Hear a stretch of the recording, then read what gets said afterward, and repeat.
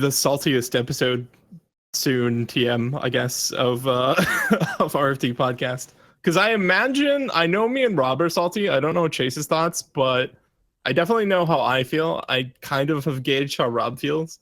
So Chase is really the only one I'm not sure if he's like super salty. We will discuss it at length.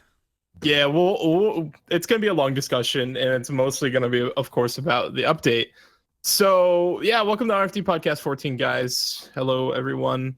We're just going to get right into it, and I'm going to read off the patch notes for you guys, because that's what we're going to be talking about today. I got to say, this is probably, like, the update, and I hope this is the update of the year, meaning, like, I hope Jagex doesn't do anything else on this level for a long time. Because basically, all right, here... Let's start with a good thing first. We got an in-game world map. Awesome, cool. That's what everyone was expecting. And we all thought, hey, we're going to get the world map this week. Great.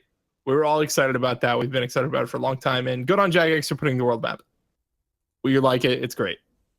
Okay, moving past that, like it's like a small thing, right? Because it almost in like relation to the actual fucking gameplay shit, it is a small thing, which is terrible. They made like probably like one of the better updates that players have been waiting for a long time. They somehow made it like the least important thing going on, right? So let's go into the section that says balancing changes. As we know, game balance is a contentious issue, and really you can't put it through a poll because players are never going to agree to shoot themselves in the foot. It's just not going to happen. So most of the time when something needs to be removed out of the game, what Jagex does is they usually poll the players, or at least gauge how the players feel about it, and then they just fucking do it. And this is, this creates like, there's good and bad things about the way Jagex does this, right? The bad part about this is a lot of times they don't quite get it the way that players would like it nerfed. They go way too far or not far enough. The impact of like how far their nerf goes is usually way off the mark. They hardly ever get it right, and they have to keep tweaking it. Because a lot of times they step into this based on some player feedback and go like, right, let's just do this. Instead of, because they don't want to manipulate the market too much is their concern, right? Their concern is that it manipulates the market too much if they kind of like lay it all out before they actually do the update. So basically Jagex did the same thing this time. They just kind of like tossed the update out there, and they're basically like, this is what they do with raids, right? People gave feedback of like all these different reasons they didn't like raids. And what Jagex did is like, okay, we're going to do this. And players are like, no, you didn't even address these issues. And they're like, okay, well, we'll do that. And they're like, well, no, like that still doesn't fix it. Okay, well, we'll do this again. So like, we went through like weeks of balancing with raids, which I mean, ended up with raids are pretty good. But at the same time, it's like, there probably was a better way to do that, right? Like you probably could have just listened to player feedback for a week or so and then done it all at once, And I kind of feel the Jagex did the same thing here. Like they knew some of these things were a problem, right?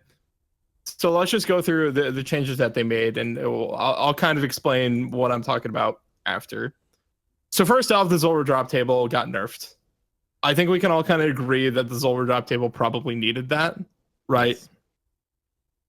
Now, in their logic, they say, well, they reduced the average value of loot by roughly 30%.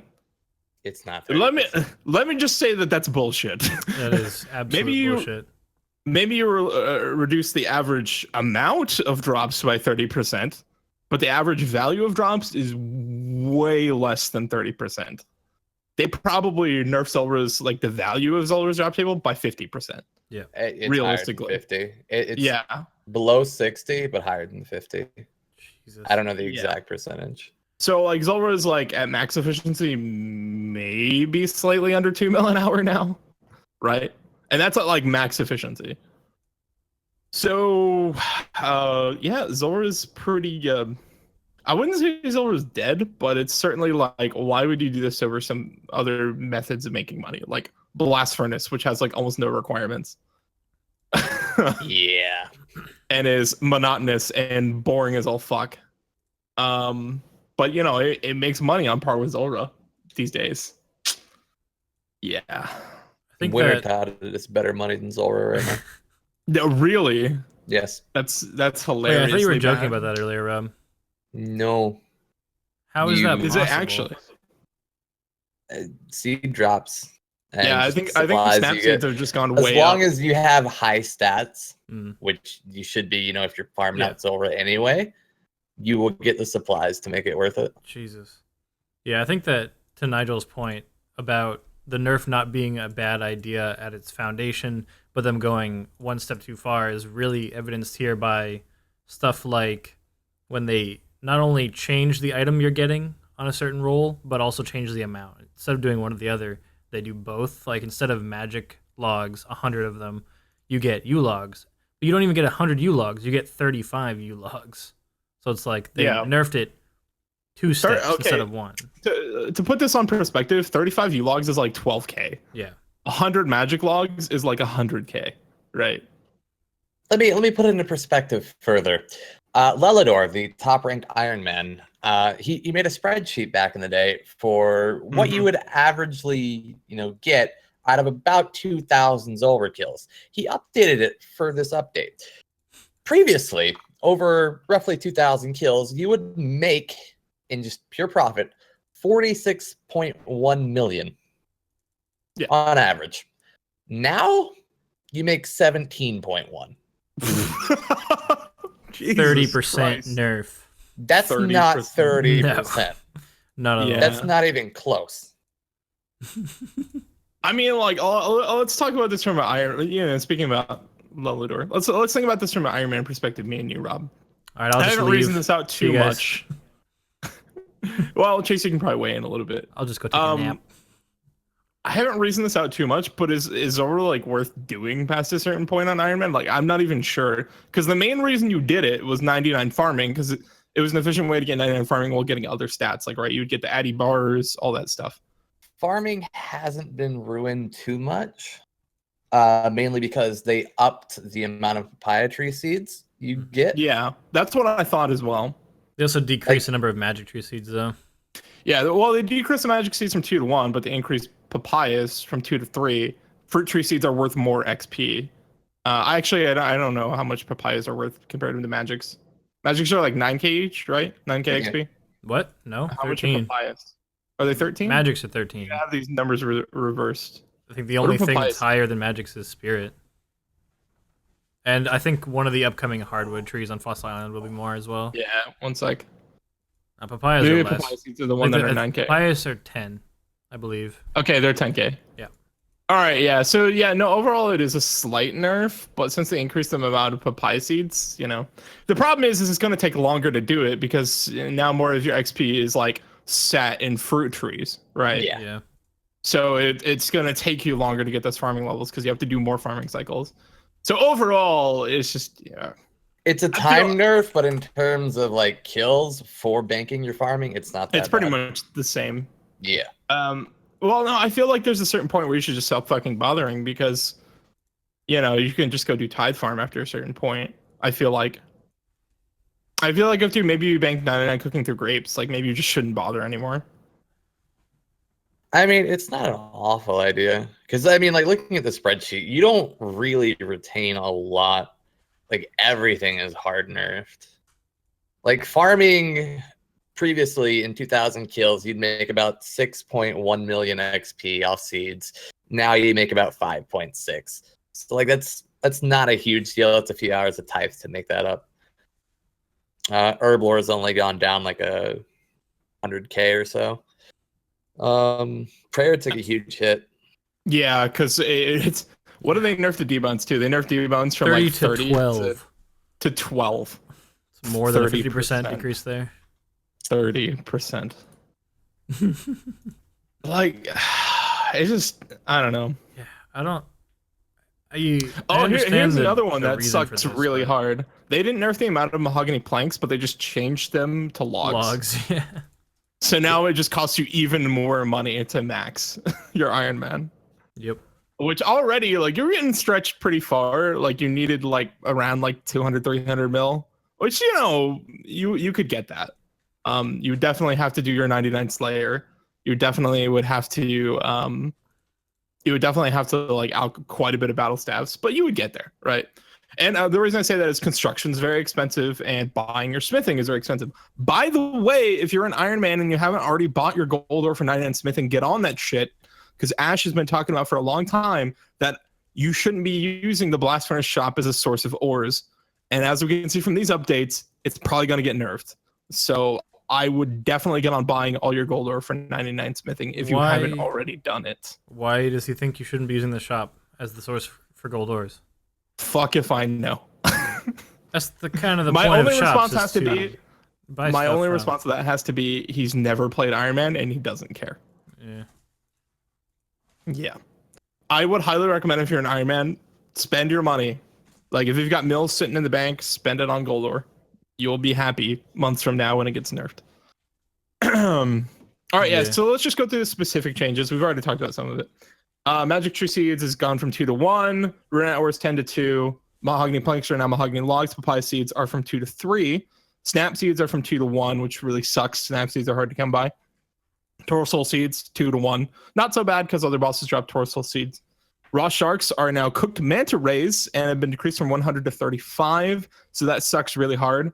Be prepared to buy a shitload of crown bonds because I think it's the most efficient method of getting food on Iron Man now. Number of Torsols decreased from 20 to 10. Dwarf Weeds increased from 20 to 30. Was it Toad Flax 20 to 25? Snaps 20 to 10, which that sucks pretty hard. The other two don't matter too much. Magic Logs have been replaced by U-Logs 100 to 35. Dragon Bones reduced from 30 to 12. Coal dropped from 300 to 200. That doesn't really matter. Number of Addy bars decreased from 25 to 20. Once again, not a huge nerf. And Stardom and Bruiser are replaced by Bird's Nest, which oddly enough I think is better for Iron Man. It is, yes.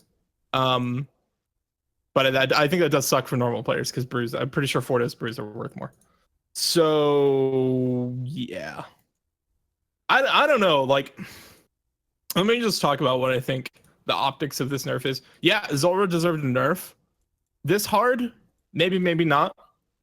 2 years after the fact? What the fuck are you smoking, Jagex? Like, nerfing it this hard 2 years later? Basically, what this does is it creates a community of people who got to abuse the update when it was in for 2 years and make all their money and buy all the new expensive gear because raids put a lot of really fucking expensive gear in the game, right? So we've got this group of people who was able to capitalize on it, and now they're way ahead. And the people who are newcomers, you know, the people who are around the 80, 90, 100, you know, just kind of really getting into the end game, they're fucked. I have no idea how you're going to make any money anywhere near comparable to Zulrah and like still want to play the game. Like, I just have no idea. Like, how the fuck are you ever going to afford a deck scroll? You know, I just... It basically, Jagex has done this a couple times, right? With like NMZ and stuff like that. It is for the good of the game, yes. But there are going to be a whole shitload of players who feel really bad because they didn't get to jump on the train and abuse it, right? And we did see players quit over the 6-hour AFK stuff. We're probably gonna see people de-iron and quit over this as well. Yes. Because the fact is like if you're on that cusp, if you were just about ready to like do Zulrah on your Iron Man or do Zulrah on your main to start really making that bank, and they just take it away from you, like how are you ever gonna get to the point to do raids, which is and demonic gorillas and that sort of thing, which is like the comparable things to Zulrah's gold per hour. But you know, you need a decent amount of like gear and stuff to do that. Like demonic gorillas, you really need to be on task. I don't know. It's just, I just don't know why this hard, why this late. It's kind of just what I think. Yeah, it's one of those things that had an immediate impact on the economy when they brought it into the game 2 years ago, so they nerfed it a little bit.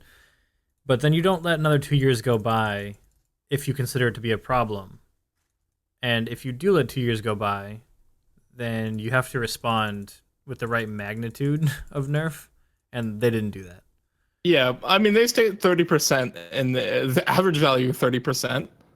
That's just bullshit. Like, we know, like, it's more than 50%. I mean, like that's my main concern. Like, I just see a lot of players just not really wanting to play because how are you ever going to reach buying Ancestral? How are you ever going to reach a deck scroll, you know? How are you ever going to afford a twisted bow? But that reaction is the reason that they give for this being necessary. Because if you say, oh no, Zora doesn't make the same amount of money, I'm never going to be able to afford a deck scroll. That's their problem with it. Their problem is that people felt like they had no choice for money making except for this one piece of content, which I guess you're in a way proving their point, because if you think that now that there's no way to do that, well, that's obviously not true. There are other ways of making money besides Zora. But I also had a problem with their way of thinking about it, because at the same time, this is an MMO and players' right to choose how they want to play and how they want to make their money isn't inherently a bad thing either. So I think that there's some disingenuous thinking going on here on their part. Yeah, a little bit. Like here's my thing. You say like, okay, well there are still other ways to make money on part of Zora. Let's remove the high end PVM stuff. Like you're probably not doing raids, because that's pretty end game. It's got a pretty steep gear cost. Demonic Gorillas is an option if you have a lot of Slayer. Grinding wyverns, grinding gargoyles is certainly an option, and I'm sure some players will do that. As far as skilling goes, it's pretty much rune crafting or bust if we're talking about making real money, or blast furnace. It seems like they've shifted the economy way more in favor of skilling, which that's not necessarily a problem. Or you could go to like God Wars Dungeon with your friends, but at the same time, like they nerfed solo God Wars Dungeon really hard with the Serp Helm changes. So you're probably not going to Saradomin. You're probably not going to Bandos solo, where you could hope to get a lot of money, like in a fairly short order if you got lucky. I don't know. It just seems like either you're Slayer or skilling for money.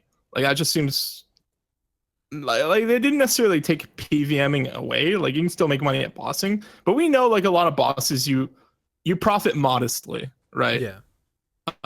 Cerberus being maybe one of the few bosses in the game where you profit maybe a little bit not so modestly. DK is the pretty nice, actually, too. Yeah, DK if you have as long as you have the Fremi elites. Yeah. I think maybe we'll see a lot more people doing DKs off tasks now. Good competition. Yeah, as if it wasn't already packed enough at DKs. I don't know. The economy is really going to change. Like Zora was the economy of old school. Let's be honest about that. Yep. Right. So like this is going to change literally everything in the game. Panic buy everything or sell. I mean, I'd say if you're unsure of like what to do going forward in the economy, rune crafting, like nothing is going to print money on par with Zora like rune crafting. And as long as you can, stand doing one of the most mind-numbingly boring skills in the game, as long as you can stand that, you will print money on par with Zora.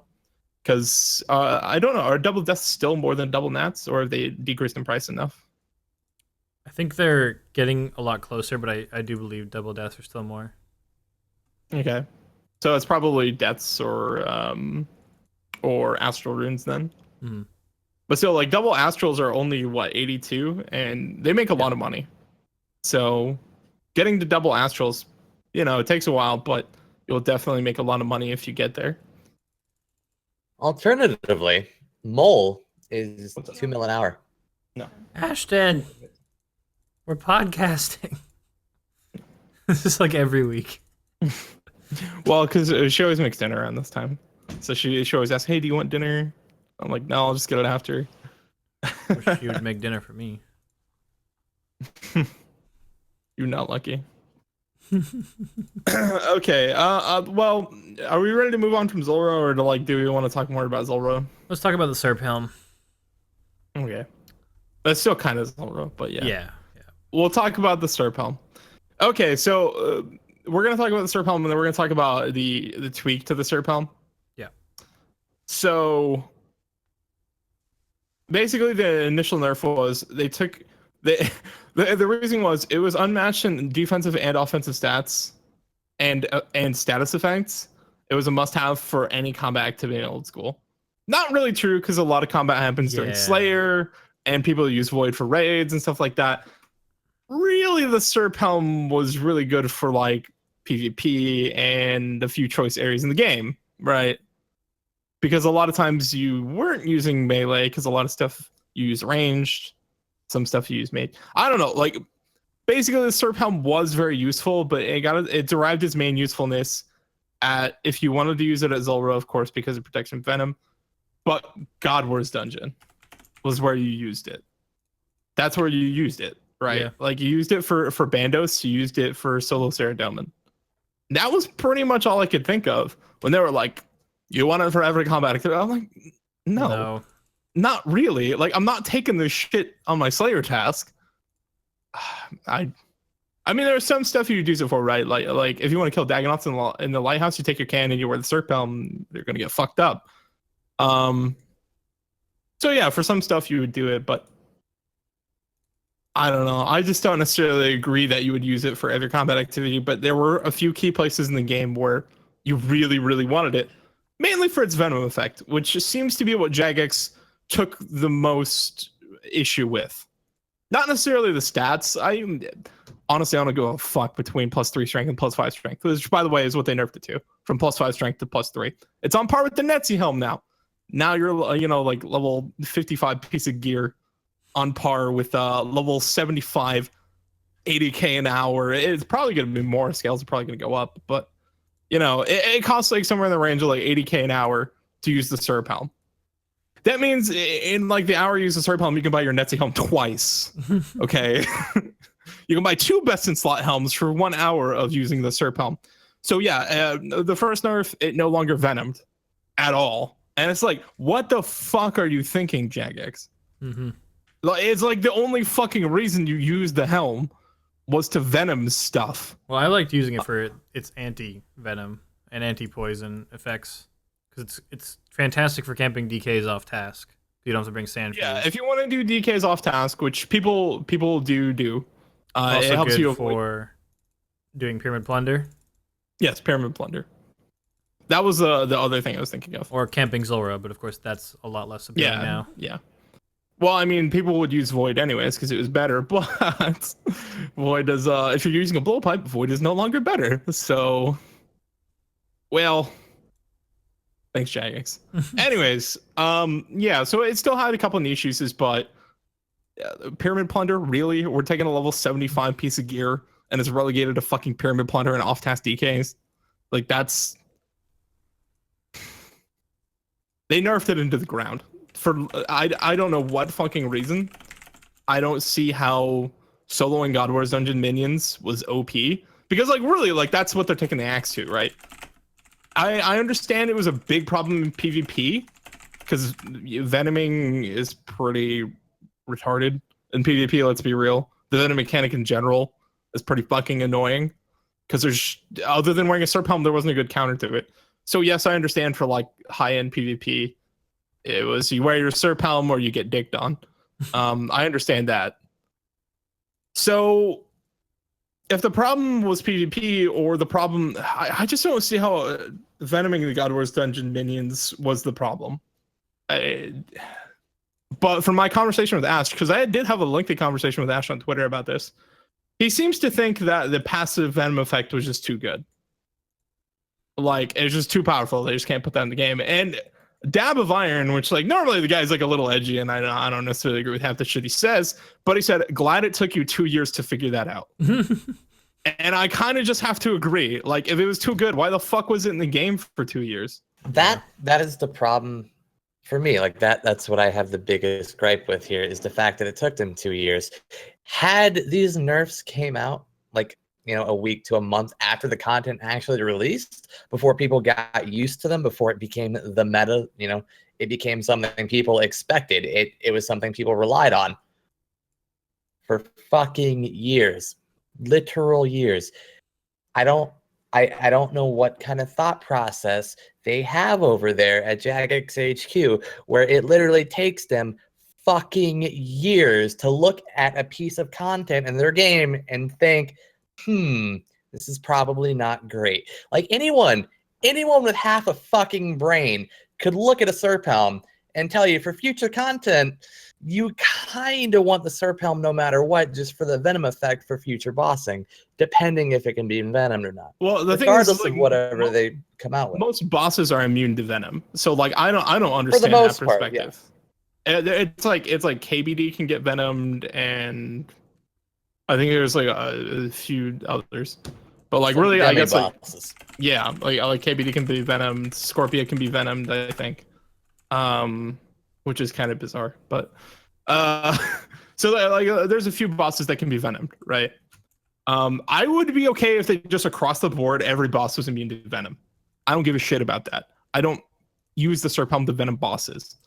The Serp Helm in a PVM sense was used to venom minions for solo Saradomin, solo Bandos. You can't do that anymore. Therefore, that content is way less viable. It's like they forget like there's a whole fucking game mode based on solo gameplay that they fucking made and they never regard because they basically say, well, you know, it's just too hard to consider that pretty much their answer every time. I just don't get it, you know? I don't understand. Was this a big problem? I don't think so. It just strikes me as like, I think probably the issue was PvP, especially based on the fact that when they retweaked it, right? Let's talk about the retweak. The retweak, they gave it the venom back, but it's a 1 in 4 chance of applying it like with poison when you attack. And this only works in PVM versus NPCs. So like this doesn't work on other players. So clearly they don't want the venom effect from Serp Helm in PvP, right? I just this doesn't restore its usefulness in PVM at all, right? Like No. There's still no place where I would use that effect. Because most of the shit where you would use Serp Helm, your thing can't, you know, I don't know. And it can only work with melee, right? Like it doesn't work with ranged attacks either. So you can't even really use the venom effect at Saradomin, for instance. Unless you're taking a whip with you or something. Like it's just, I mean, I've seen people looking at that change and they're like, oh yeah, okay, that makes sense. And I immediately think to myself, you never did solo God Wars Dungeon, did you? Never, not once. If you think this change is okay. Like this doesn't fix anything. It's just, you know, this is a solution in search of a problem. The problem was you took the passive venom effect away. If the passive venom effect was, and this is what I said to Ash as well. I was like, all right, if the venom effect was too strong, reduce the venom effect. Instead of having it venom 20 damage, have it venom 8 or venom 10 cap, right? Like reduce the cap, reduce the amount of damage it does, reduce maybe the number of targets you can venom, reduce the chance of venoming. Don't take away what made the item useful and unique in PVM situations. Because as the Serp Helm stands, even with the supposed fix that they made, it's still shit. Like I'm still just going to use a Netzi helm or a Varix helm rather. I think that the change actually made sense a little bit in terms of how it should have worked to begin with. I think that the fact that it had passive venom on every type of attack that comes in on you doesn't make sense. I think that it should be. I think the passive effect should still work, but only when you're being hit. You shouldn't have to hit them to make it work. But if you're being hit by melee, it would make sense that they would get venomed because they're attacking you directly. If you're getting hit by range attacks or melee attacks, if it was passive in melee, I think it makes sense. I think that should stay. Yeah. But I understand that would make sense. It doesn't make sense for an arrow to hit you and then the person who shot it to get venomed. That never made sense. Yeah. No, I can agree with that logic actually. If we got a slight buff again, so that melee targets were passively venomed, as well as anything you attacked was a 1 in 4 chance to get venomed. Yeah, I think that would work out much better because that does make solo Bandos doable, I think. Because it would venom one minion and then you can kill the other two with Guthans, so on and so forth.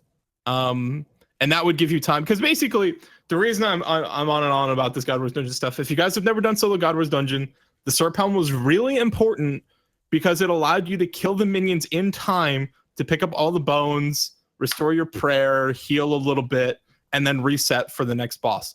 You had about like 20 seconds after the boss died to get everything done, so to speak. And I can say from doing Saradomin without a Serp Helm, I've done Saradomin with just Void, prayer flicking and all that stuff. You barely have any time without the Serp Helm. In fact, there were times where I would not be able to kill the last minion before the boss respawned, which really, really makes it tough to start the kill the right way, like to do the kill properly. And at Bandos, it's even worse because Bandos is just a lot more punishing. It just does a lot more damage. And the effect is way more pronounced because you're using Guthans, which is slower. You're killing the minions with a blowpipe at Saradomin. So that's why I keep going on about like how good it was at God Wars Dungeon. And that's why I don't know. That's why I think a lot of particular PVMers are really upset by this because they really liked solo in God Wars Dungeon, and me especially. And in fairness, I'm not an Iron Man, so soloing God Wars bosses is not something I really consider at all, or have not to this point.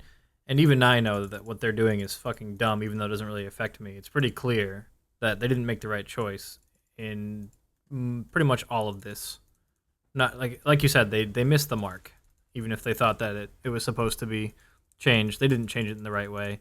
And you know that when you wake up in the morning and check Twitter for people's reactions to something, and half of your Iron Man friends are thinking about de-ironing because of an update, that's probably a bad update. Yeah, I'm sitting here. I've already completed this content, right? Like, I went through and I slammed out God Wars Dungeon because I liked doing God Wars Dungeon. It was a lot of fun, and it was probably the most fun I had playing old school. And I just look at this and I think to myself, if I was an Iron Man right now and I was like mid-level, right? I was like level like 1500 or something, 1700. You know, I was in that ballpark. I'm about to start Zulrah. I'm about to start doing God Wars Dungeon. I would just fucking de-iron because they made the game that much harder. When you look at Bandos, you're thinking, okay, well, they took away the Serp Helm. You just get less kills per trip. It'll take longer. Yes, but they also took away your best source of food in the game.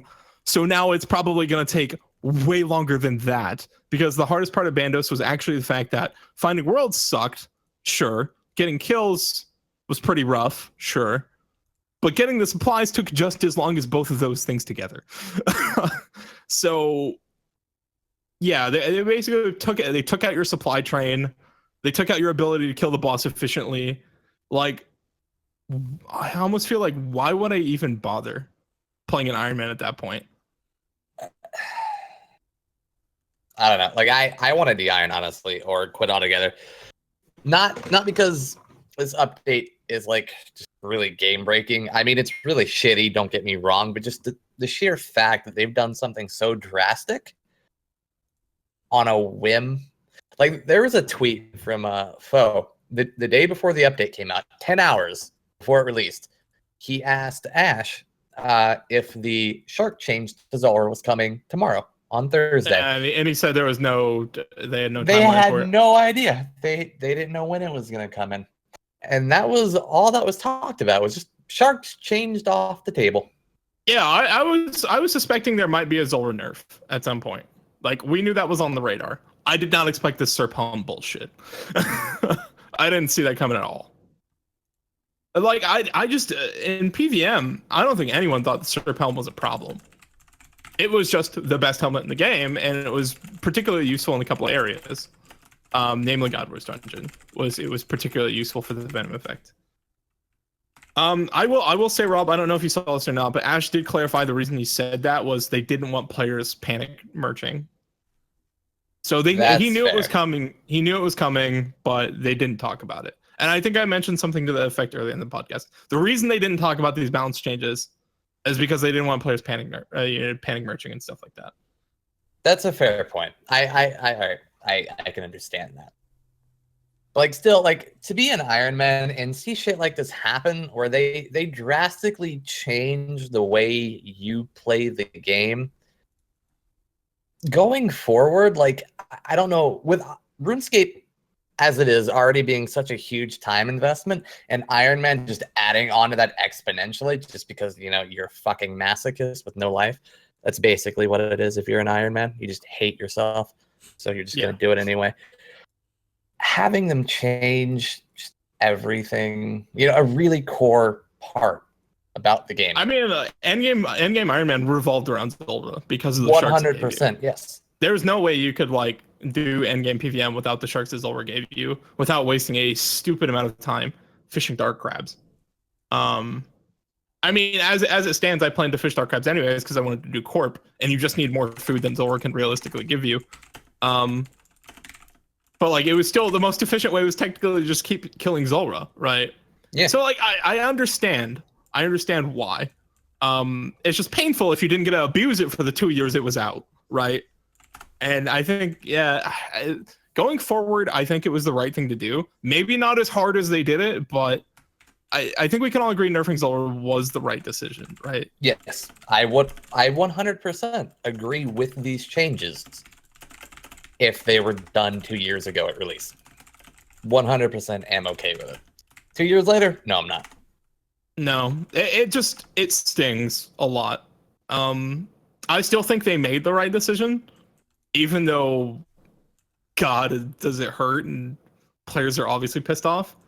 But I still think it's the right choice, even 2 years later, to do it. Just obviously, like, you know, every day that they waited, they just made it that much worse, right? And I mean, like, they said in the Q&A, there's a reason we don't do stuff like this very often or very lightly. It's because of this feedback. I'm sitting here thinking to myself, if you did this 3 months after release, nobody would have fucking gave a shit. Like, they would have been like, yeah, okay, that makes sense. They would have whined for a little bit, right? Like, imagine if the raids drop table gets nerfed 2 years from now, like, right? You know, that'll probably happen, honestly. Realistically, well, they got to make room. It seems like Jagex's new MO is like, when we decide something in the game is too good and we're struggling to pass things because players fear they might be overpowered, what we do is we just take what's our current top, we nerf it by about 5%, and then we replace the new best in slot just 5% above it where the old gear was. Seems to be the new MO. Or like the new money making method, we nerf the best one and we add one at the same tier. You know, it's just like, that's not good game design. That just pisses off players who couldn't use the old content before you put in the new content that's slightly higher than the old content. Like, that's not a way to make a game. You just don't do that. You're putting your players on a gear treadmill by making the gear they have worse. Like, that's like the thing people didn't like about World of Warcraft plus some extra, you know? It's just, it's mind-boggling.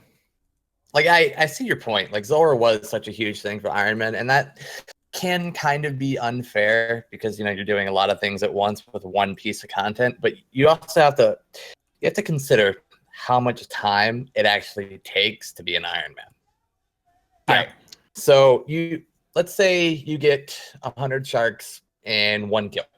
You do, you know, a couple kills an hour, you know, not rushing anything, taking your time, you know, maybe doing a little slower, you know, you're still averaging maybe a couple 100 sharks an hour, plus other supplies. If you're really rushing, you know, you're doing like 1 minute kills, you're averaging a lot more than that. And to just plain old fish sharks, straight up fish sharks, you get about 120 an hour. Let's not even talk about that. Let's compare Zora to dark crabs. That's like the closer comparison, I think. Because sharks is just, you're not fishing sharks, period. No, because you can't. Like, there's no competition to it. When are you gonna play the fucking game? You know? Yeah. And like, all right, so fishing sharks, you know, staying on that because I don't know dark crab rates and I don't want to seem like an idiot with my topic here. 10 hours to get 1,000, you know, 1.2k sharks. You can easily use that in a day of God Wars, no problem, or just any bossing. Yeah. That's 10 straight hours. That's not factoring in, you know, 1 day of KQ. Gear. Yeah, fucking an hour of KQ, buddy. You know, making potions, getting your secondaries, like all this shit. Everything that goes into actually preparing for bossing takes a huge amount of time. Yep. And just having that little one thing that saves you fucking 10 hours a day is really nice. Like, it is fucking exponentially mind-blowing nice to have that amount of time taken off of what you have to do. Just, you know, go bossing and get your ass kicked and still probably not get the drop you want. Let's put it this way. There's a reason it took me a month to get 1,400 Bandos kills. It's not because I'm bad at Bandos. If you guys have seen my Bandos streams, you know I can beat Grardor's ass. Like, I prayerfully, like, I do all that shit. No problem killing the boss. The problem is the supplies for the boss take a pretty fucking long time, and I would have to take multiple days off to go kill Zulrah to recoup sharks and get, you know, scales for my Serp helm and that sort of thing. I mean, now, let's just say I'm glad I'm done with Bandos. Let's just say I'm glad I got that out of the way early. Basically, I think what this update did, at least in terms of Iron Man, for normal players, I don't think these changes were that bad. For Iron Man, this is a fucking hammer. If you already did all this stuff and you were already kind of like an end game Iron Man, you were like, you were a part of the people who made your Iron Man in the first year or two, or I would say within the first year or so, Iron Man being out, you're like way up here, and newer players were down here. They still do all the Zulrah and like do all that stuff to catch up. But now I feel like they're down here because you just are not going to catch up with players who got to camp thousands of Zulrah kills. Basically, what this update did for Iron Man is it solidified, okay, if you're in that top percentage of players who got to camp Zulrah for thousands of kills, congratulations. You are forever in that top high score. No, these players will not pass you. Now, like, basically, they nerfed the speed of playing Iron Man and the speed of Iron Man PVM so drastically with these changes that unless they do something, the high scores is effectively no longer competitive if you're not in that top like 1,000 players or so. It's just not. I mean, they really have to do something, something with like shark fishing or just fishing in general to make that less awful for players to get anywhere near catching up. And I mean, you're just so far ahead if you got to camp those thousands of Zulrah kills. You're just so far ahead, especially on things like Herblore, the amount of food you have in your bank, like you've got fletching and fire making done. I mean, there's ways you can get around this stuff, right? If you play really efficiently, it's just you're gonna have to spend more time to do any of like the other PVM stuff, right? Like if you want to skill efficiently, you still can. If your goal is max total, I'm pretty sure time to max hasn't really changed that much. It's probably slowed down a bit. Yeah, no, it's not that big of a deal. But for PVM, which is what I think most people enjoy in this game, if you were an Iron Man who enjoyed PVM, if you didn't get a camp 1,000 Zulrah kills, you're fucked. Yeah, Rob's correct. Like, period. Like, you're just fucked. Because it's gonna take way longer. Yeah. I don't know. I just can't get excited about these changes at all. Even though, like, I understand the Zulrah nerf was needed. But I mean, these hit hard, So I feel bad for the new Iron Man. I do. If you didn't get a camp Zulrah on your Iron Man, I'm sorry. It makes me feel like, I don't know, I took advantage of something, but that's what it feels like. I like stare at my bank and I'm like, well, newer players are never getting that. Necro Eric asks, does the guy on the right ever talk? The answer is, when we're not talking about strictly Iron Man perspectives, yes. Yeah, I'm not an Iron Man. He's a max main. Me and the other guy who's hosting it, we're Iron nerds. So we're kind of just having a rant right now. Yeah, this isn't my area, and I don't know. I think that it doesn't affect me barely at all. I still think that they messed up to an extent. Game integrity changes are something we've discussed before, as Nigel said, and I think that at a certain point, Jagex has to kind of shoulder the responsibility of taking control of the future of the game, and I don't begrudge them that, but I do think that they often go too far. I don't either. And it bothers me because I think that consistency is key, and they don't have and never have had consistency. No, they're consistently bad with nerfs. They consistently do the worst thing. I'd like to direct our attention to the Void equipment nerf. Yeah, sure. Yes. Let's go on with that. The Void Knight range set specifically was nerfed because they felt like it occupies a really low tier of gear, but it's the go-to for a shitload of different instances where you're ranging stuff because of its set effect being 20% extra damage and 10% extra accuracy. Is that correct? That's what it used to be? Yeah. Yes. Well, basically, it's bugged because what it would do, when they coded it, it was supposed to work like pretty much the same way as what Melee does, where it takes 10% of your melee, your melee damage, and then it applies 10% of your melee accuracy, right? Mm-hmm. So they did the same thing, but they applied 10% of your range level, 10% of your range damage, 10% of your range accuracy, which resulted in 20% damage and like a little bit extra than 10% accuracy. So basically, Void range was OP. Right. So they cut it in half and dropped it down to 10% bonus, and that makes it a lot less useful, still somewhat useful. And this is one of those areas, again, that I can see the reasoning. It makes sense. It's still kind of a slap in the face, though. And it makes sense because, as it says here, you only need 42 in combat stats and 22 in prayer to acquire and equip this armor set, which is very low for how useful and how powerful it was. And it's also free, except for, as I say, you need to invest some time in pest control, but it costs you nothing. So, low cost. If it breaks in the wilderness, you can fix it right away. You can get new sets if you want to for just, expending some time. And it was very powerful. So I understand why they would want to nerf it, because the requirements are super low. But then again, and I checked this, it came into the game in 2006. That was 11 years ago. This armor set is over a decade old, and they never considered it to be problematic before. Old School itself has been out for over 4 years, and it was always like that, was it not?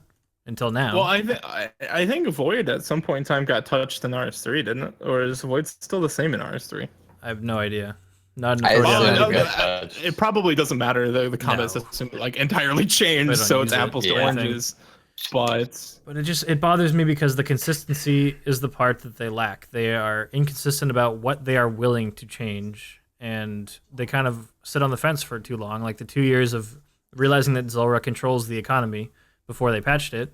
That's a long time, and I despise that they are like, oh, you know what? This armor set's been around for 11 years, and Old School's been out for 4 years, but this is broken. We're going to change it. And then when people are like, hey, that Bloodhound pet that you put in the game 1 year ago fucking sucks for people who want to hunt pets still, and they're like, this is the way it is. That fucking sucks. Here's the thing. Jagex doesn't give a fuck how much time you play their game. Right? They don't care about your experience as a player necessarily. If you're willing to play the game, great, right? That's why I don't think they care about how long it takes to get the Bloodhound pet. They don't give a shit about that, right? It's not affecting their game balance. It's not making players leave the game, because by the time you're at the point where you're considering, right, I really want to camp out all the pets, you're probably so entrenched in the fucking game, they could put out a pet that costs 10,000 hours and you wouldn't fucking quit, right? I wouldn't quit the game. I would just exclude that from the pet hunt entirely. Yeah. Right. But here's what I think about Void. I agree in the sense that it's not consistent, but I do agree with the assessment that Void was overpowered. Yeah. Because Void provides so much damage, and that's what's important most of the time in this game. Prayers give you all the fucking defense you could want, right? And there's, obviously they get around this with some bosses like Olm and stuff like that. There are, other ways to damage you that go through your prayers, things like that, right? But for most of the content in the game, prayers give you all the defense you want. I don't give a shit if I have a low defensive armor, but I get retardedly powered offense. That's great. That works out for 90% of the situations in this game. Perfect. So that made Void ridiculously good past a certain range level for all sorts of account builds. It was just it was a little too much, and I don't think Jagex, honestly, I don't think Jagex could offer anything better than Elite Void ever in terms of damage, right? I don't think they were going to ever offer anything that would give you comparable damage to Void range at 99. I just don't think they could, because Void range was already just that fucking good. Void range with a blowpipe and rigor just did dumb things. We saw that, right? We've seen that for a while. When rigor came out, every time people were like, rigor's ridiculous, Void was always a part of that calculation. It was important. So in a way, this makes rigor less ridiculous, which is something I think is kind of necessary. It makes Arma the top of the heap for most things in the game. If what you're killing has low defense, Void is still better. So say you're killing something like, I don't know, say you're a weirdo and you want to do Ankus with a blowpipe and salve EI, right, for your Slayer task. I've done that before. It's hilarious, by the way, because those effects do stack. So yeah, it's still good for certain things. It's still good for, say you're an Iron Man and you want to camp out 99 prayer, you're gonna go kill green dragons with Void. It still has some uses, but nowhere near what it was before. and Arma is definitely top of the heap when it comes to like, you know, high end range, and which is weird because Arma has no additional damage; it just has accuracy, right? Accuracy does affect your DPS, but not nearly in the sense that like strength does. And we've talked about I think I've talked about this previously, not necessarily on the podcast, but you know, like on my YouTube channel and you know, on my streams and stuff like that. Strength is just the most important stat in this game. It directly, linearly affects how much damage you can deal. Strength is a very powerful stat, and it's why they're very careful how much strength they put on gear these days. Right? The number of strength your gear provides is important. Guys, is this what skillers feel like when their 99s get devalued? Like, is this our equivalent of that? I wouldn't know. I'm not an elitist skilling prick, so I have no idea what it feels like to actually care about devaluation. But no, it's not a devaluation though. Like if you already did it, right? Like true, it has valued, right? No, this would be the devaluation would be the other way, right, Rob? Devaluation would be the other way. If Zulrah got buffed, right? If Zulrah's drop table got buffed, that would be a devaluation. It's the other way. Yeah. Yeah. Right now, dude says it's not linear. I mean, it's not directly linear, but it influences your damage in a more linear way than your accuracy does. Your accuracy stops mattering once you can reliably beat your opponent's defense. Your strength always scales your damage, no matter what. No matter the defense of the monster, it will always scale your damage. So that's why strength matters infinitely more than your accuracy does. The thing is that when you say it, what you said that way, it makes sense. Like you say, okay, now Void is less good than Arma in a lot of scenarios. Void is free and tier 40 or 20 or whichever, yeah. And Arma comes from God War. So that does make sense. Like that makes sense for the game to work that way. And I'm glad that they're making changes that will allow them to design new content for us down the line to preserve the integrity of the game and to give us more stuff to do, more stuff to go for. So it's hard for me to be mad about it when I think their intentions are good and will end up serving the game well long term. Yeah, I think Void was the right choice. I think they did the right thing with Void. And they said they want to make a distinction between regular Void and Elite Void. So they since made an update that Elite Void is now 12.5%. And yeah, it doesn't really change much of anything, but I do like that they want to make a distinction between regular and Elite Void, and they said they're willing to give other bonuses to other Elite Void sets. So like they said, they want to do something with Mage Void and Elite Mage Void. So I think there's going to start being more of a distinction between regular and Elite Void. They're going to say like, all right, regular Void, if you're a PvPer, cool, you get your regular Void. If you're a main, here's the real gear, And I think that's fine. I think that's absolutely fine. Because if we feel it needs to be better, we can always petition them, hey, change the version of the Void that PvPers can't get their hands on. Because let's be real, the biggest problem with Void was PvP. Yes. Because Void was redonk in PvP.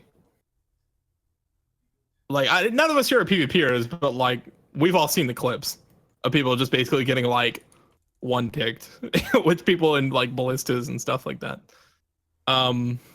Shit was good. I don't know. So we're all basically happy with what happened with Void, or not necessarily happy, but we think the right choice was made. I'm happy with all of the updates that came into the game. I am not happy with the amount of time it took for the updates to be made. Mm-hmm. Okay. And the part that makes me the most upset, as you guys know, is the willingness to change some things but not others. Yeah. I don't know. I think looking forward in the future, when I was tweeting Ash about like, if the Serpalm's such a problem, I asked about blowpipe. I'm like, blowpipe was made in a world where regular didn't exist. Like, what's the excuse for if Serpalm's venom is too good? Well, what's the excuse for blowpipe plus rigor? And he's basically like, that's something we're discussing too.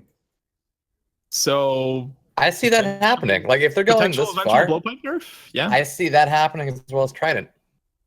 Because no matter what comes into the game in the future, it'll have to compete with both of those. And as it stands, they're both very powerful and it's See, very hard I'm for not. anything to compete. I with it. don't necessarily think we ever need something better than Trident. Just because like Mage actually has a lot of stuff going on. And they're all useful in different ways. But Trident is the best where DPS is king, where you don't need the saving on the runes, you don't need auto casting. When you just need pure damage, Trident's your go-to, right? But I think the other mage gear does get used for its own purposes. I don't necessarily think we need a nerf on the Trident, but blowpipe I do think so, because blowpipe is just like far and away. Other than Twisted Boat being in the game, like blowpipe is just far and away so far removed from like everything underneath it in terms of range. DPS is just like a Diamond Bolt's E on like an ACB is pretty good. Like you can pump out some damage with that, especially if your opponent has high armor, which is the one time the blowpipe is pretty shit. Is if your opponent has high armor. But if you're fighting something that doesn't have a ridiculous amount of armor, or even just a reasonable amount of armor, and you use the blowpipe, oh my god, the damage that thing does. It's higher than anything else in the game. It's just unbelievable how much damage that thing will put out. So I mean, I would be okay with like a slight nerf to the blowpipe, like maybe like a 5% nerf or something like that, 10% nerf. Because it's just so damn good. I don't know. How would you guys feel about a potential blowpipe nerf in the future? I think for game integrity, it should happen. What are your thoughts, Chase? I don't really care, honestly. I'm trying to think of all the scenarios that I actually use a blowpipe in. There's not that many. Nora makes a good point. It says, don't say percentage nerfs. They don't know what that means. 30%. Yeah, okay, maybe we won't use percentage points. Maybe we'll use actual fixed stats values when we explain this to you, I guess. They nerfed it down to 30% of what it used to be. Oh, man. Yeah, I don't know. I'm just postulating about a future update. We don't know if it'll ever happen. I think if there's anything in this game that's good right now, you should go abuse it. That's been our motto for a long time. Yeah. Abuse early, abuse often. I gotta start doing if there's raids, dude. If there's something in this game you think is really good right now, is potentially the best thing in the game, go abuse it for a few months, because you might not ever get to again. Because I don't think I'm ever gonna go do solo Ceradome in the same way I ever did. I don't think I'm gonna go be able to kill Bandos the same way I ever did. That's the thing that's the worst part about this update to me. As the changes of Serpel make so like I can't PVM in the way I enjoyed anymore. That makes me kind of sad as a player who really enjoyed those activities. All right, you guys want to talk about the wilderness and PvP arena like drop things or areas? Yeah, I guess so. This is another one of those things that they decided was coming into the game regardless of. Oh, they results. Pulled this. Yeah, they failed, pulled this, but they decided to do it anyway. Both of them failed pretty hard. It was like 50-50. For the integrity of the wilderness, your items will appear on the ground when you drop them as soon as you drop them, even though the players didn't vote it in at 75%. I still think this is another one of those instances where they made the right call to take control of their game. I agree. Because this just makes sense. Basically, what this update is this a nerf to singles teams and people who want to drop items so that PKers don't get them, right? Of course, there will be scams introduced with this, but, you should just be aware if you drop something in the wilderness, it's going to be on the ground right away. So have fun getting scammed. That's definitely going to happen to like some people. But yeah, I think this is important because singles teams is probably like the most like fucking annoying thing in this game.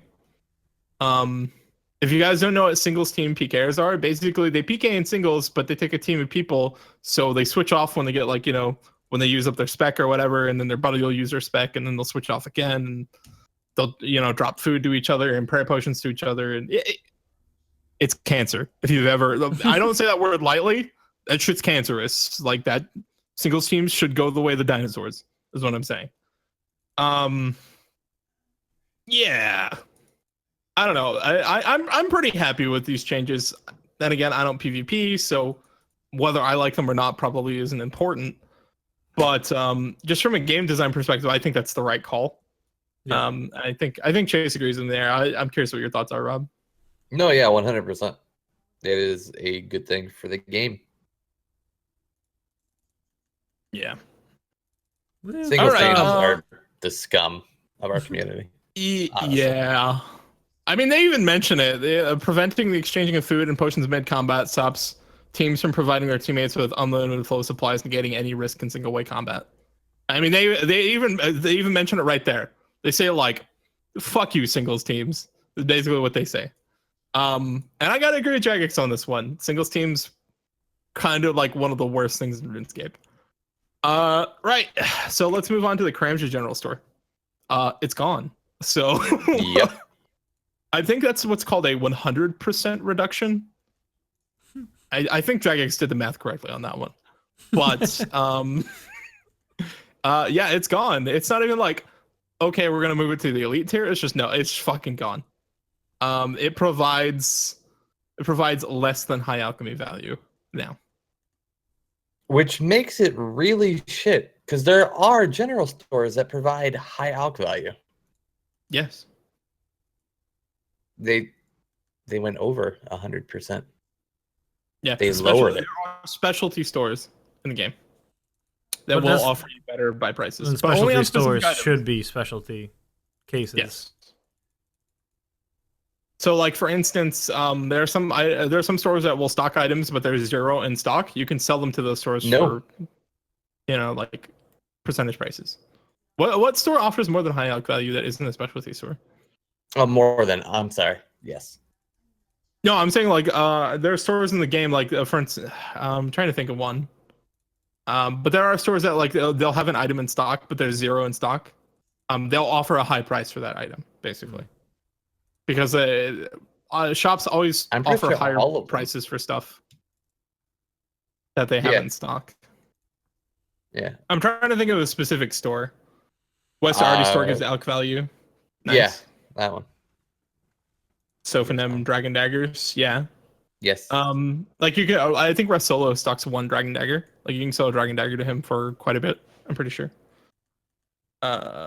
Wilderness Bandit Camp, Jewelry Shop, Brimhaven. Yeah, like there are interesting places in the game where you can sell certain items. I actually used to do a jewelry shop in Brimhaven when I was a low-level Iron Man, and I was stealing from ham chests.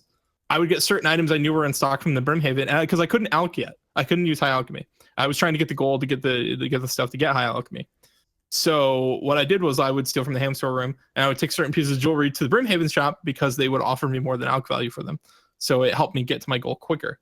I mean, not that you would consider using Karamja store on an Iron Man that can't high alch, but you know, I mean, I guess before when it was medium diary, you might be able to consider that. But yeah, how do we feel about Karamja store not being a thing? I don't care. I never cared even a little bit. Of all the players who might abuse the Karamja store, I expected Chase. Yeah, no Iron Man perspective here. Don't care. No, I think for normal players, Karamja shop probably wasn't an issue because even not hard diary, people managed to abuse it with bots. Oh yeah. So, I mean, I would report people every once in a while when I go to the Karamja shop and sell some stuff there. It was a very huge problem, which is why Omnia and was it Oblivion? Multiple clans shut down the shop. Yeah, but basically, people would RWT their cash there. They bought it. So all you needed was 100 combat.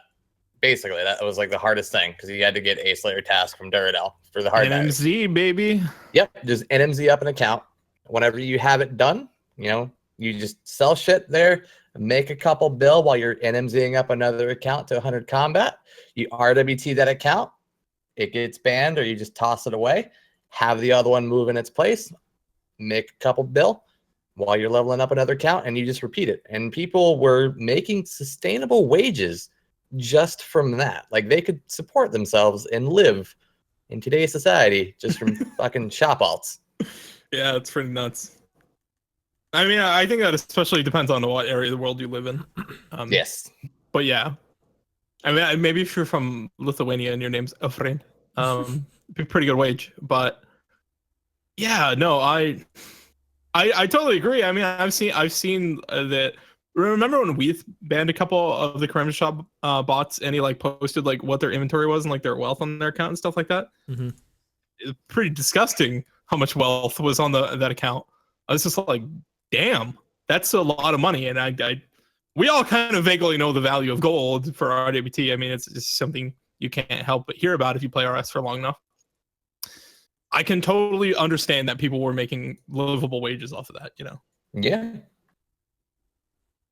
Yeah, no, it's pretty you know, I can't really fault Jagex for doing this.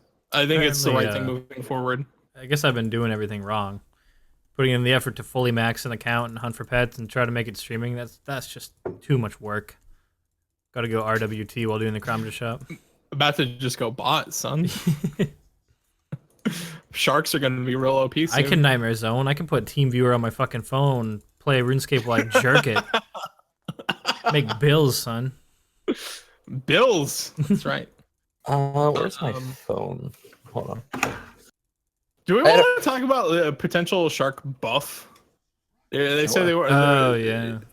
They're thinking about buffing shark fishing. They say currently fishing sharks at any level is quite slow. To address this, we will be considering content changes, which will make it more effective to fish sharks.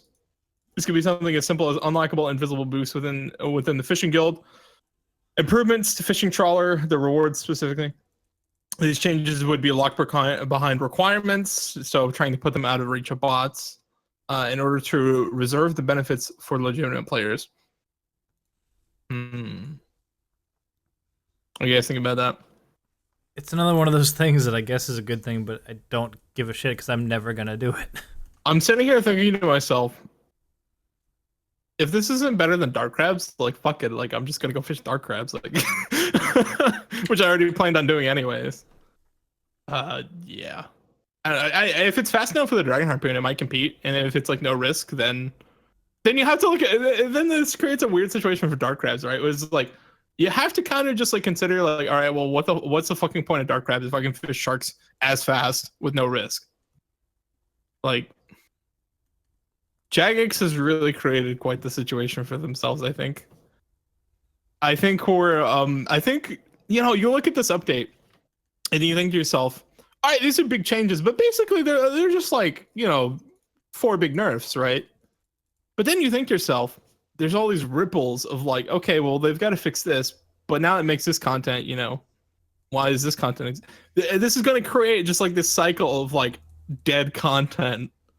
It feels like we're just swirling the drain of dead content down to the bottom. That's what it feels like.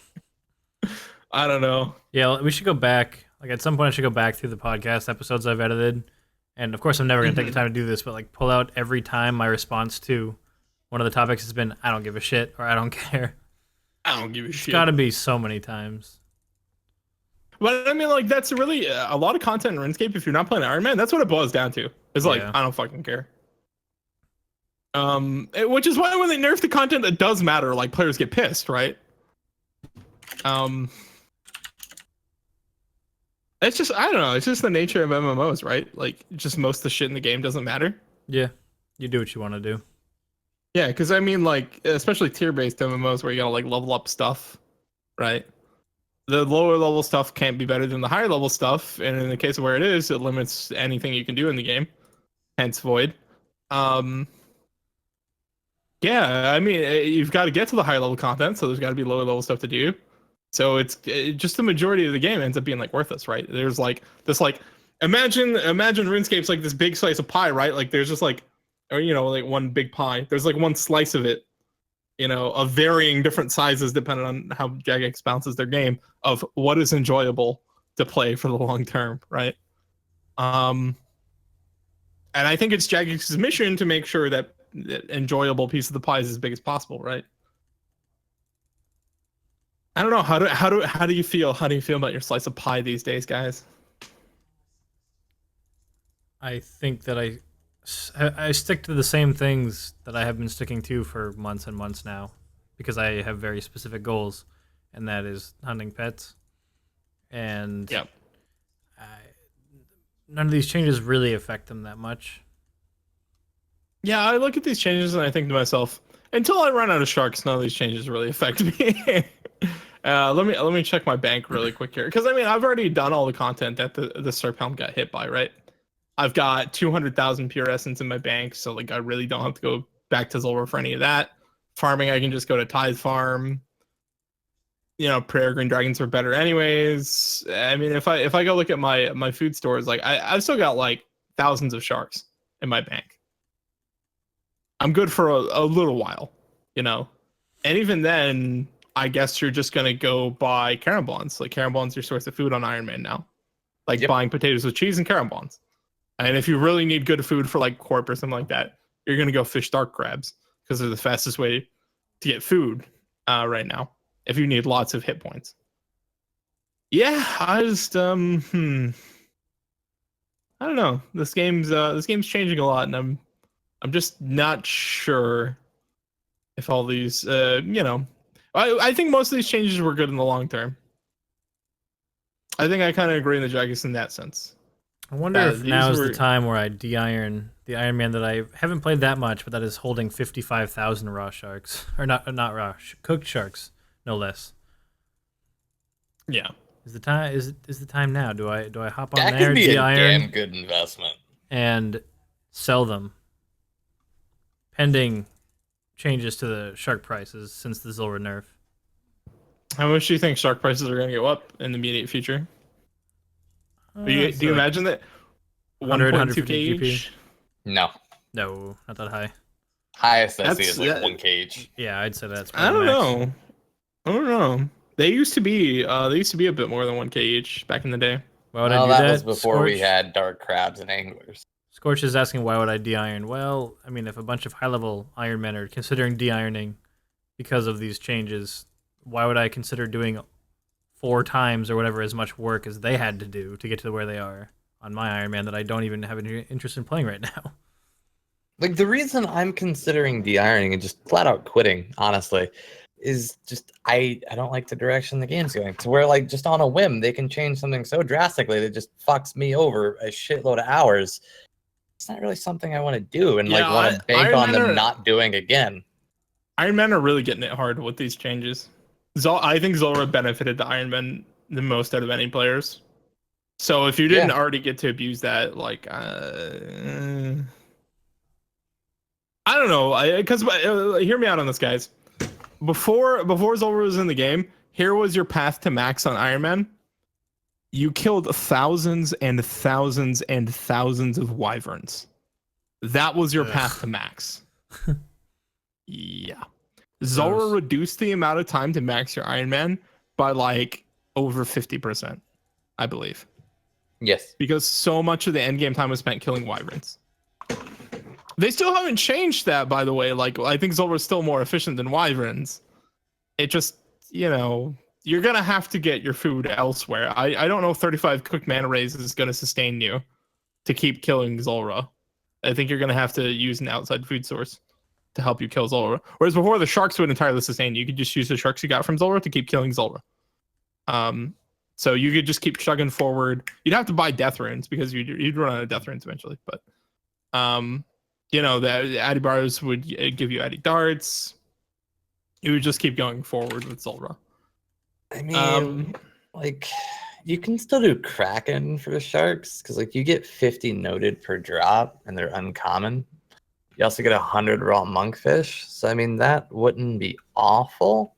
It certainly makes them not a block task now. I'm not sure about that because you can buy your food from outside sources. You can just buy carambolans. You can buy them quite quickly. You can get 99 fishing from Zulrah, so you don't burn them. That's fair. I mean, they did nerf the amount of cooking XP. Well, they kind of did. But wines were the majority of the cooking XP you got from Zulrah. Still in the game. I would still block Krakens after you got what you need from them, or just skip them. I skip them. I mean, well, I'm thinking of, like, to buy the amount of Karambwans you're gonna need, that's a shitload of trading sticks. Wham bam. Oh yeah, I mean, gem You're rocks definitely gonna have to gem rocks are good. reprioritize things. Yeah, like you're gonna have to do I think mining you're through already. gem I think rocks. you're already doing gem rocks for mining. You already on were, gem. but maybe not Not as early. I don't think you Yeah, would probably do no. it earlier now. Definitely. You'd Whereas have to. you could just put it off as long as you really felt like before. Yeah. Like you had the freedom to do it whenever the fuck you wanted. I'm legitimately Scorch sitting here asks- thinking about drop trading my sharks over now. I would. I don't blame you for considering Because it. it's That's like a lot of, the it's a lot of question money. for me is That's even what, if I 55 mil, finish, it's like right? 55 mil now. And also, the question isn't, is it worth it for me to use that 55 mil on my main? Like, obviously, I can put it to good use. The question is, when I'm done pet hunting in like a couple of years from now, probably, realistically, What do I am wanna I gonna wanna hop on my Iron Man and do literally everything that Iron Men need to do to No, get to because the we'll end have game? group Iron Man. But not only, I mean, even if that's not an option, well, am I gonna want to, spend another 5,000 hours on this game doing a different account? Or No, because Destiny don't 2 know. comes out in September. That's a fair point. I don't think I'm gonna like. Wow, these RuneScape people- moves came at the perfect time to play Destiny. Hey, that juicy Destiny 2 closed beta comes out this summer. I'm looking forward to streaming that. I don't know. I feel like after spending so many hours already and spending a shitload more to finish off my pet hunt, I may not be as invested anymore. And people always ask me that on my stream, what are you gonna do when you're done pet hunting? And I always joke and I say retire, because it's gonna take fucking forever. But I usually answer with, well, realistically, I'd probably switch to my Iron Man, but I don't know if I'm willing to dedicate that much extra time to doing everything on an Iron Man that you have to do on an Iron Man. I think that I always started off as a skiller back in the day and on old school, and I think that if I were to play my Iron Man, I'd probably just want to try to max it. I wouldn't really give a shit about doing all the PVM challenges, to be honest, which means I won't need the sharks. I gotta say, maxing an Iron Man is a pretty unique experience, I think, in RuneScape. So yeah, that might be what you want to go for, and like the 55,000 sharks doesn't really add into that equation very much. Nope, already done 99 fishing and cooking. Sharks are just a byproduct. Yep. I want to answer a question from Scorch. He said, what skills were the ones you needed from Zulrah to get 99s? Importantly, farming was one of the 99s you got from Zulrah, because it was like the efficient way to do farming while getting a bunch of other skills. You got 99 cooking from Zulrah from all the grapes. Yep. It would help out with your 99 herb lore. It wasn't going to get you there, but it would help. Same with 99 smithing. It was never going to get you there, but it helps a lot. Plus, it gives you so many battle staves, so many brews and stuff like that you would need for later content like Stardom and solos. It just kind of also a big thing before the Zaya rune crafting, it would give you 99 rune crafting. These days it's not as important. But the runes it does, the pure essence it does gives you really important to getting to Zaya rune crafting. Because you do have to, get up there so you can get blood runes, and that takes a while. And does take a lot of essence. So Zulrah still serves an important role, I think, in the Iron Man ecosystem, but not like it did before. Oh, also 99 fletching you could get from all the magic logs and shit that it gave you. Not anymore. Not anymore. Not anymore. Now I'm pretty sure your path to 99 fletching is broad arrows. I'm pretty sure. Yes. Is the 100%. best way to do that. Yeah. So I think that answers the question. Oh yeah, it also used to be 99 fire making before Winter Todd. So you would kill enough Zulrah to get 99 fletching and 99 fire making and 99 farming and 99 cooking, and yeah. There's a lot of shit. Also, it helped out a lot with construction. It reduced the cost of construction pretty drastically. Yeah. Now it doesn't reduce the cost of construction at all, because you still have to just convert those logs, so why would you fucking bother? Oh, that's another thing that was on Lilidor's spreadsheet. It's about 10 mil to convert mahogany logs to planks every 2k kills. Yeah. Which that's 10 mil is not an insignificant amount of money on an Iron Man at all. I can tell you right now, like the 200 mil or so you need to get your like 99 construction, 99 smithing is not easy to come by. It involves 99 Slayer, which is a pretty long 99, and also a lot of making battle stats and alching them. Not easy to come by that money. You could plank make and save the money. No. Do you know how many planks you need for 99 construction? you're not plank making to make those. The amount of time it takes to plank make versus the 6,000 planks an hour you can make doing the butler completely diminishes the amount of money you save. I mean, time is always the most important factor on Iron Man. Yes. Money is a factor to consider. It's a resource, but time is the most important resource on an Iron Man. And anything that costs you more time really just costs you more money too. Because time is always the most important factor. Yeah, okay. Do we want to hop into the Q&A portion of this? Also, chat, if you guys have questions, at Vorpaltongues in the chat with your questions, so we can get them for the end portion of the podcast. I also need fuck, marry, kill suggestions. I thought you were taking care of that at the beginning, Rob. I was, but then we got sidetracked talking about shit I was actually interested in. Salty. All right. Oh yeah, no, Scorch, you got a good point. Raids are really good, but you have to get to the point where you can do raids. So that's the thing. All right, let's go into the Q&A portion of the podcast. So basically, this part we take what Jagex says during a Q&A. We say what they thought. We give our thoughts. So the first thing I want to mention is like they spent like half the podcast just being like, "All right, guys, don't hate us." That's not even like a question, but like. They spent the first half of the podcast justifying the update. Like literally they spent like 30 minutes justifying everything they did, pretty much. The too long didn't watch it version of it is they did all this really without really looking at what players might say about it. Their only concern here was the longevity of the game. What's the game going to look like in the future? Even though this update fucks over a lot of players, it's best for the future of the game and to keep the game healthy. And that's why they did all these updates in all these nerfs, like all these big game changes in one update, because it's like, all right, we only want to deal with this once and just tear the band-aid off, basically, was their reasoning. And for the most part, we all kind of agreed here. I think the only point of contention for us was the Serp Helm, which I think me and Rob felt really strongly about. But other than that, we kind of agree that, yeah, these updates suck. But at the same time, it's where I think it's where RuneScape's got to be if we want the game we know to receive any meaningful updates in the next several years. Yeah. So I don't know. I kind of agree with Jagex's logic here. What do you think, Rob? About what? About these updates being for the longevity of the game. That's basically 100%. What they said. Like I've said it like fucking 10 times now. They are good updates for the game. 100%. This should have happened. Just not. It should have happened a long time ago. Not today. Yeah. It should have happened 2 years ago when the shit released. Yeah. It's ludicrous that it took them this long to decide. This is probably wrong. But Prophet Snake is supposed to be profitable. But Bloodhound is supposed to be rare. Fuck you guys. Hey, by nerfing Zulrah, it means you have to spend more time killing Zulrah. This is a win-win for Jagex. You're spending more time playing their game. It's important. Somebody brought up a good point in the chat. I still have 18,000 charges in my Ring of Suffering. What the fuck am I supposed to do with that? The Ring of Suffering, you did see a drop in price, like a spike drop. After the update, awful. But it's still not a bad item. I'm still gonna keep mine. It's still good. Yeah, it's still good for several things. It's not like they changed the mechanics of Zulrah. It's still a must-have for camping Zulrah if you're gonna do it anyway, and it's still useful for other stuff too. I take it to DKs every time I solo them.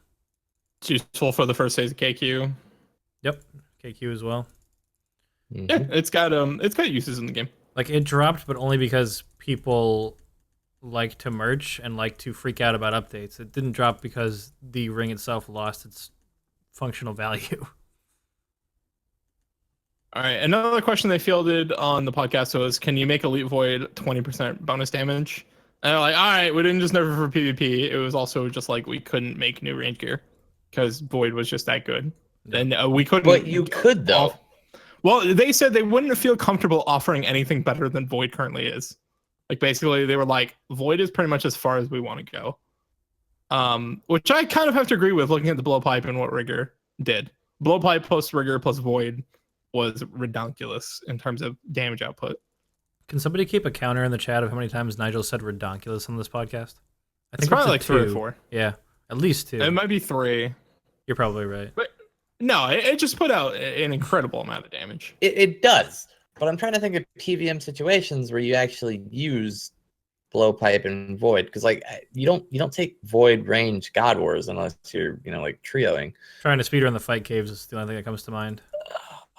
I guess that, yeah, because like void, you're wearing cloth, like it's got pretty shit defenses. Like they could come out with gear that's equal to void or slightly better that actually has defenses. Like there is room for improvement without taking it away. Yeah, I mean, I'm not really sure. I just think the void effect was a little much for where it sat. Yeah, particularly, and how it was free to obtain. Yeah, it's a time investment. Yeah, yeah, I mean, but what you're looking at time has a cost. Okay, but compare it to Arma, which is a much higher tiered thing, which is RNG based if you're an Iron Man. If you're an Iron Man, though, it costs the same amount of time to get Void as it does if you're a main, but the actual better armors will cost you a lot of money or a lot of time if you're not very lucky. Well, think about this less way. useful. Elite Void costs you like what, maybe like 30 hours of gameplay? Yeah. Sure. I don't know. I think it's about all right. Let's say post Zulrah nerf, you're going to be making 2 mil an hour, right? So 2 mil times 30 hours. It's costs Elite Void essentially costs 60 mil in opportunity cost to get the armor, right? Let's say that full armor costs a comparable amount, I would say. I think it's probably going to cost more because of these updates. Yes.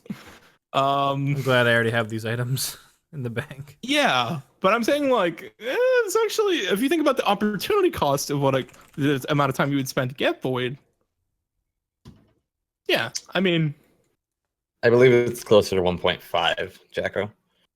And again, Mole, about 2 mil an hour right now. Is Mole 2 mil an hour? With current Nest prices, yes. Damn.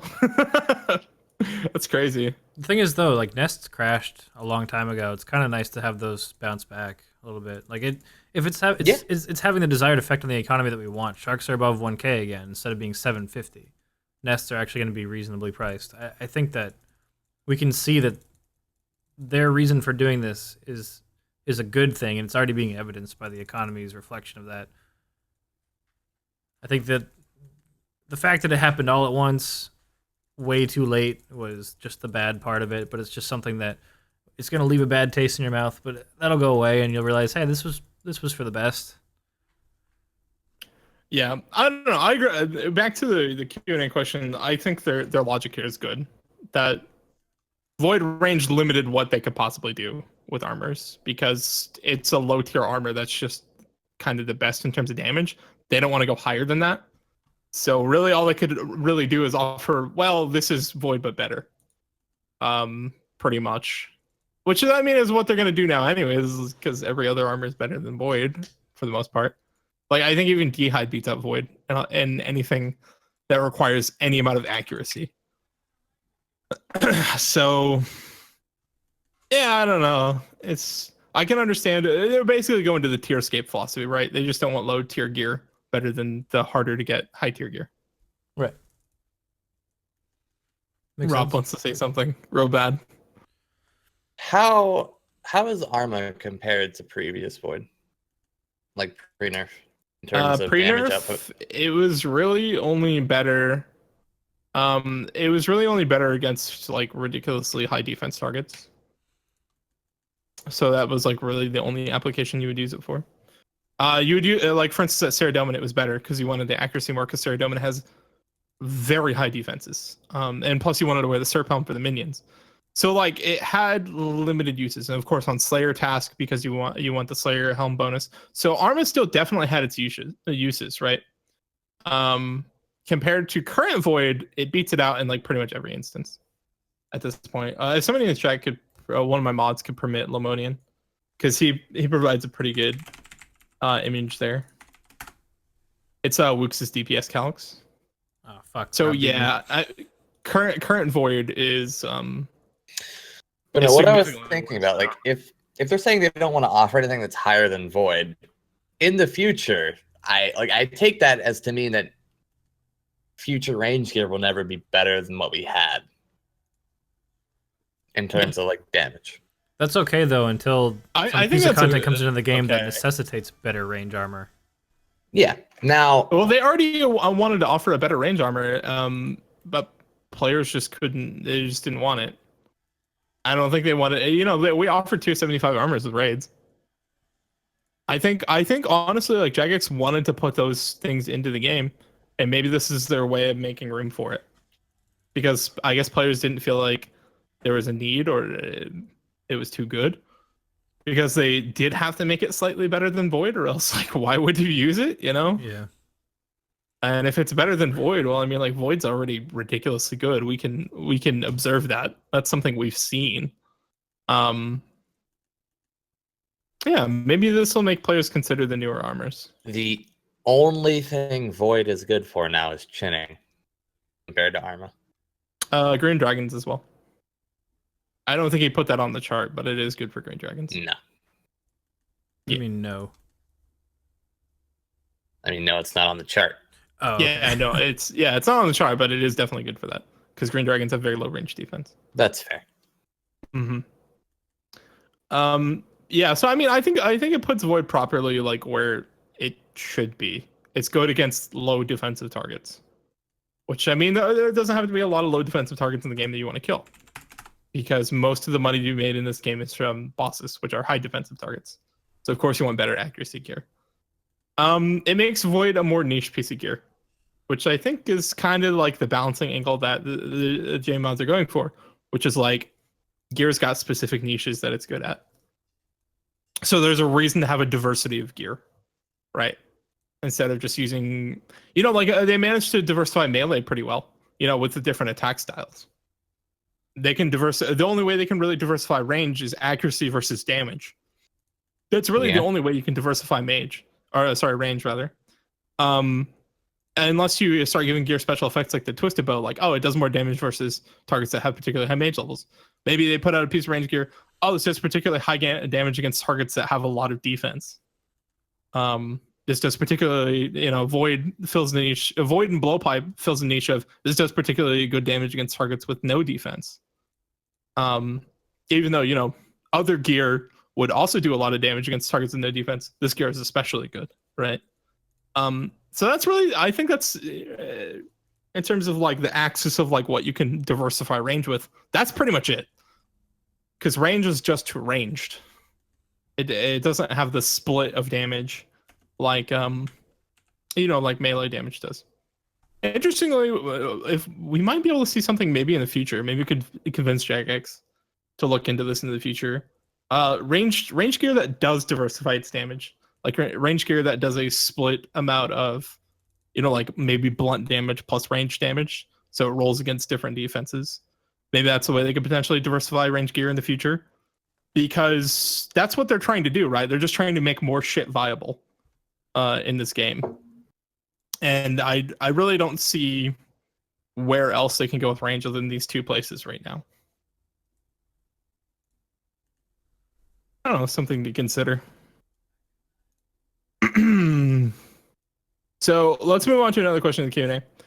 Will you introduce better alternatives to collect seeds and other resources that are hard to obtain now that Zulrah is gutted? That's the exact words they used. Gutted. They nerfed it pretty hard, yeah. 30% Kappa. They said new content is what they want to offer to fill the void.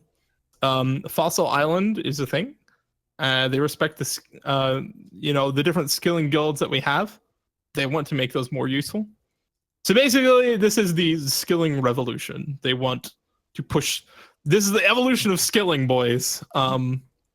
They're pushing the economy away from PVM a little bit and more focused on skilling to base the economy off of, which of course means bots get more powerful. But as long as they manage to keep the powerful new content out of the hands of bots, our economy, I don't think, is going to get ruined by this. They need, obviously, they want to make skilling attractive to players with this. So, you know, I hope we see more stuff like Winter Todd rather than more things like Sharks. You know what I mean? But definitely they want to put things more in the hands of players with these updates. I don't know. What are our thoughts on that? I would have had to have been listening to have any thoughts on it. Yeah, I spaced the fuck out. I'm sorry. Is everyone high for this podcast? Like, what's going on? I'm just thinking about so much shit right now. I'm trying to put membership on my I was Iron saying Man. like Zulrah's nerfed, right? Yes. But how are they gonna fill seeds and other stuff that they nerfed really hard on Zulrah? Because there's a big They void in the didn't. economy now, right? They say they want to offer it with new content. Basically, that's what I'm saying. Like, what do you think about that? I mean, new content's great until 2 years later they decide it's overpowered. Gear treadmill. That's Economy really treadmill. what the fuck it is. Like that, I foresee that happening because like they're gonna keep pushing for new stuff because they have to bring new content to the game, and no matter what, like that's going to be a thing. We're gonna get new weapons, new armors, new content to do, and at some point, because of power creep, they're gonna have to stat squish fucking everything back down, which is what they're doing with Void here, because they need to try and balance things to where they have more leeway before they have to do another one. And they really need to plan out what the fuck they're gonna do before just doing it and then fixing it later. Well, I mean, potentially, maybe they do have a good plan for what they want to do for the next several years of the game, but like things like Void are outliers. I don't necessarily see why the Venom effect on Serphelm caused such a problem for them. Maybe it limits their design choices in the future with like what boss fights they can add, but like I don't really see that either because you could just make whatever you add immune to Venom. Lots of things in the game are immune to Venom. Yeah. But I think you're right. They are doing like kind of a squish right now, trying to push more things lower, so they can offer more things higher. I don't think necessarily the things they decided to push lower is bad because Void particularly stood out. They didn't touch any other version of Void other than Range Void. Basically, they were like, okay, all these other versions of Void are fine. We understand Mage Void is shit. We want to fix that. We want to buff that. But we think Range Void belongs down with the other Void sets. So I don't necessarily think that was the wrong move. The Serp Helm really has made a lot of players scratch their head, and I think as Jagex has received the most negative feedback about that one. But I kind of agree with the approach. Is like we don't want to offer gear that's too much better with our current, the current combat. So you have to do something. I just don't. I think we're gonna reach a point where like Jagex makes some gear and they're like, right, this is it. You're never getting better gear than this. Period. Right. Well, they can't. The game will. Well. No, not necessarily. Like I said, like I think eventually Jagex may branch out into adding new mechanics to the game, new mechanics to combat. I'm not saying USC. I'm saying like work within the bounds of our current mechanics of combat. Right. Like Venom. Venom was a new combat mechanic. Obviously, it's problematic, but it's a new combat mechanic. Like I was saying earlier, offering range gear that does diversified forms of damage, does both melee blunt damage and range damage, so it does like a split. Like there's a lot of like hybrid gear they could experiment with, lots of different forms of damage they can try. Eventually maybe they could like add other status effects, like things that do dots, like bleeds and things like that. There's different places they can go with combat. But I think at a certain point, because of what we have in our combat system, like there just has to be like a line that gets drawn of like our combat system can't handle gear with like more strength level, more range damage than like this threshold. It can't without them stat squishing every couple of years and just recreating this issue. And like I like the idea of having them split damage types like that, like you were saying, and adding new mechanics within our combat system. But the problem, I think that's preferable to like the stat squish thing. I think that's a way better way to go for a time, because like there's only so much mileage there. They're gonna have to create the niche for that, like for the split damage type. To make it viable over other things in certain situations. And to that extent, I mean, I could see that, falling into the same kind of thing. Like you'll have better tiers of this split damage, and then that'll have to get squished, and then just repeat and repeat. Well, I mean, that's here's what I'm saying. Like they can go down that road and forego squishing stats, because basically, if you think about it this way, adding more mechanics to combat creates a wider color palette that they can paint new content with, right? Because if you have more options available, obviously you can make more choices. Is basically what I'm saying. Within the current like what we have with our combat system, you only have so many choices. Certainly, we like the choices we have, right? Which is why we play old school and not EOC. So we like the current combat mechanics. So there's only so far we can go with our current combat mechanics. Jagex understands this. The players understand this. That's why we're very worried about power creep. But we also want new enjoyable content to put in the game. I think we will eventually reach a point where we get to this crossroads. Like you said, either we start squishing the stats of things a little bit, things become a little bit more homogenous, we move things lower down the tiers, or we go the other road, which is we add different mechanics to combat, or we just simply stop at the crossroads and go no further. Which we know what that's going to do for the game.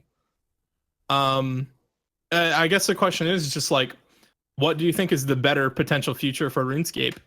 This revolving door of like moving gear downwards, and adding new gear to replace it, the new best in slot, the gear treadmill. We all know this from years of playing World of Warcraft and other games like that. It's the gear treadmill. Do we think the gear treadmill is the way forward for old school RuneScape, or do we diversify our combat in some way to add new places to go in terms of combat, new things to offer, new frontiers, so to speak? Or do we just simply, get to a point where we say, right, this is the stopping point, we've arrived at our destination? Those are, I guess, I think those are kind of the three choices for the future of combat in this game. And I mean, combat's obviously one of the main reasons people play this game. I'm not saying EOC, but I'm saying like, we're on the same path, I think. Yes. We don't necessarily have to go all EOC and completely change everything about the combat system. Importantly, we don't have summoning, because summoning completely fucked the balance of the game. If you thought Zulrah imbalanced the game, wait till we get summoning if that ever happens. Yeah. What do you guys feel about that assessment? The three roads that we can go down. I honestly think that the best thing for them to do is stop at the crossroads, because the gear treadmill isn't going to work out well long term. We know that from World of Warcraft. Even they were like, okay, at a certain point. The new combat mechanics. I mean, if they're creative with it, it could potentially be okay. But I'm trying to envision it, because with new combat mechanics, you're gonna have new weapons and new niche bosses that these new weapons will be more effective on. Otherwise, you just use old shit. Well, they'll be more effective on some of the older bosses too, of course. Hopefully. This is Jagex. Anything's possible right now. Yeah. And at that point, they just become niches, and to keep them being viable, they're just gonna have to keep creating niches and the new weapons to fill those niches, and that can only go so far. Whereas just getting the game to a good point and then stopping with new gear and just giving us content, I'd be all for that. Just having shit be at a stable point, and they just introduce new fun bosses, new fun shit to do, where you don't have to have new best in slot shit to do it, man. I'd rather they do that too. I think that's a good point. I think they should stop if they feel like they are at a crossroads like that, and then design interesting encounters with interesting mechanics that revolve around the current combat system. Yes. Yeah. Well, I mean, basically, a game I think that does this really well. I kind of get what you guys are saying. Is Guild Wars. And it uses what we were talking about previously, like the gear treadmill thing, like new tiers of gear, better gear, different combat mechanics, better gear for those combat mechanics. What we're talking about there is what's called vertical progression. Like, you're here, the next thing is here, the next thing is here, the next thing is here. Eventually you reach the top, you can do everything, right? The idea in Guild Wars is it's what's called horizontal progression. Whereas there's a slight amount of vertical progression, you reach the pinnacle fairly quickly, or not so quickly, however long it takes you to reach this top point. And instead of just stopping there, it expands horizontally, meaning everything else is on this tier, right? Everything else is in this area, but mostly it's just cosmetic or bragging rights, or, and other games do this too. Like in say League of Legends, if I play the champion and you play the champion, they're both on the same power level and same potential, but the difference is like I've got skins or whatever, right? So like everything's on the same tier of like power, right? But you have cosmetic choices that don't.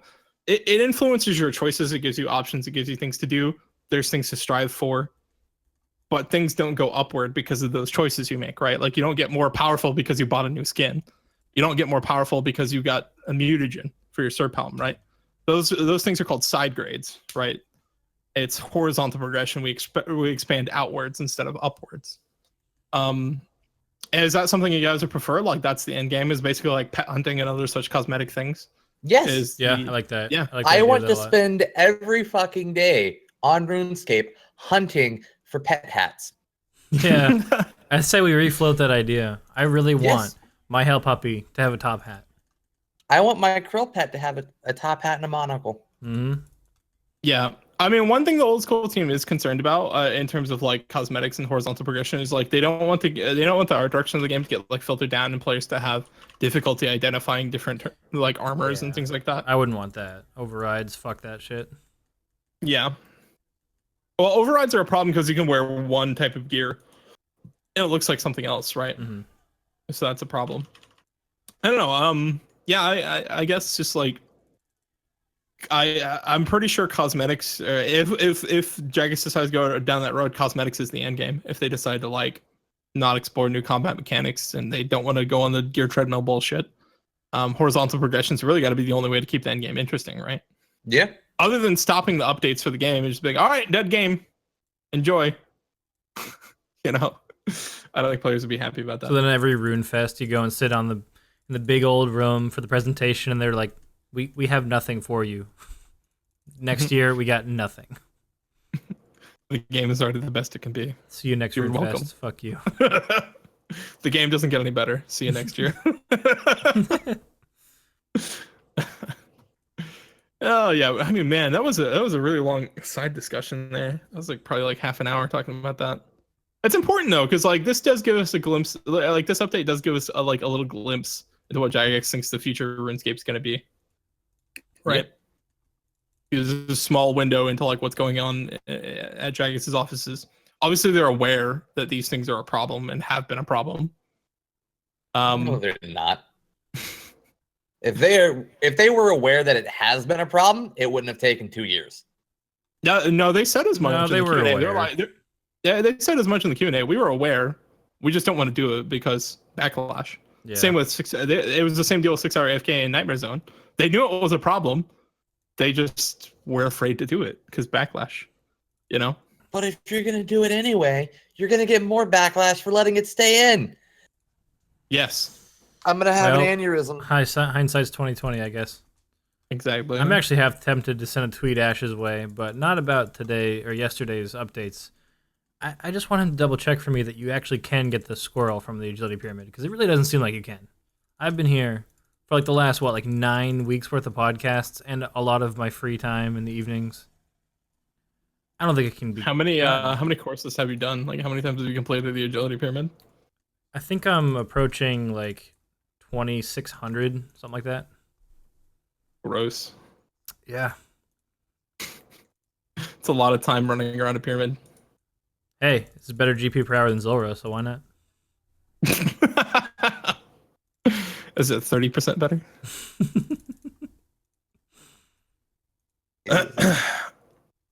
All right. So Let's go with the rest of the Q&A here. I'm gonna skip over like the Mod Wolf conspiracy theory thing. I don't want to talk about that. Yeah. I think that's a load of bullshit. Let's talk about why wasn't blowpipe nerfed? Somebody asked this, and they said the newer content they made, i.e. raids, was bounced around the power of blowpipe, so they're not touching it currently. Okay. They may touch it in the future. They didn't leave that off the table, but they said like they didn't want to touch it this patch because they bounced raids around the current power of blowpipe. Does blowpipe see a lot of use though? In raids? In raids? Oh yeah. So he says, what's the conspiracy theory? The conspiracy theory is that they nerfed Serp Helm to make room for Mod Wolf's new Nate Does Not Helm that was going to be best in slot strength bonus. Yep. But I'd say that theory is bullshit. Because their main problem with Serp Helm was it passively venoming shit. That was their main issue with it. And not necessarily that it was best in slot strength. Apparently, I talked to Ash about the reasoning behind it, and he said the passive venom effect was the reason they did it, not necessarily the stats. Yeah. Okay. Yeah. So, yeah, that's why I think that theory is totally bonk, and like Mod Wolf has said as much, and the other JMods have said as much. Of course, I couldn't just admit that's the reason they did it, even if they did. That's why it's a conspiracy theory. But didn't they just add the venom back to melee? So anything you attack with melee, strictly melee, you have a 1 in 4 chance whenever you roll damage to venom it. So it's like the same as poison, but it inflicts venom. So imagine you have like a poison weapon, but it's like a venom weapon instead, basically, which is not as good. I would rather have it passive. What we talked about a change earlier. We would like it to passively venom melee foes as well. So like somebody's meleeing you, it would passively venom that melee foe, which I think makes sense. Yep. All right. Yeah. So what do you guys think about like the reasoning behind not touching the blowpipe? That sounds good to me. Because I mean, essentially they're saying like we've made new stuff, i.e. raids, around blowpipe, so they would have to totally rebalance raids if they want to rebalance blowpipe. I don't think that's a good reason for not touching the blowpipe personally, but maybe that's why they touched void. Was there like, all right, we don't want to touch the blowpipe, let's nerf void. Which I mean, void was always kind of like a problem piece of gear, so maybe that's the better choice.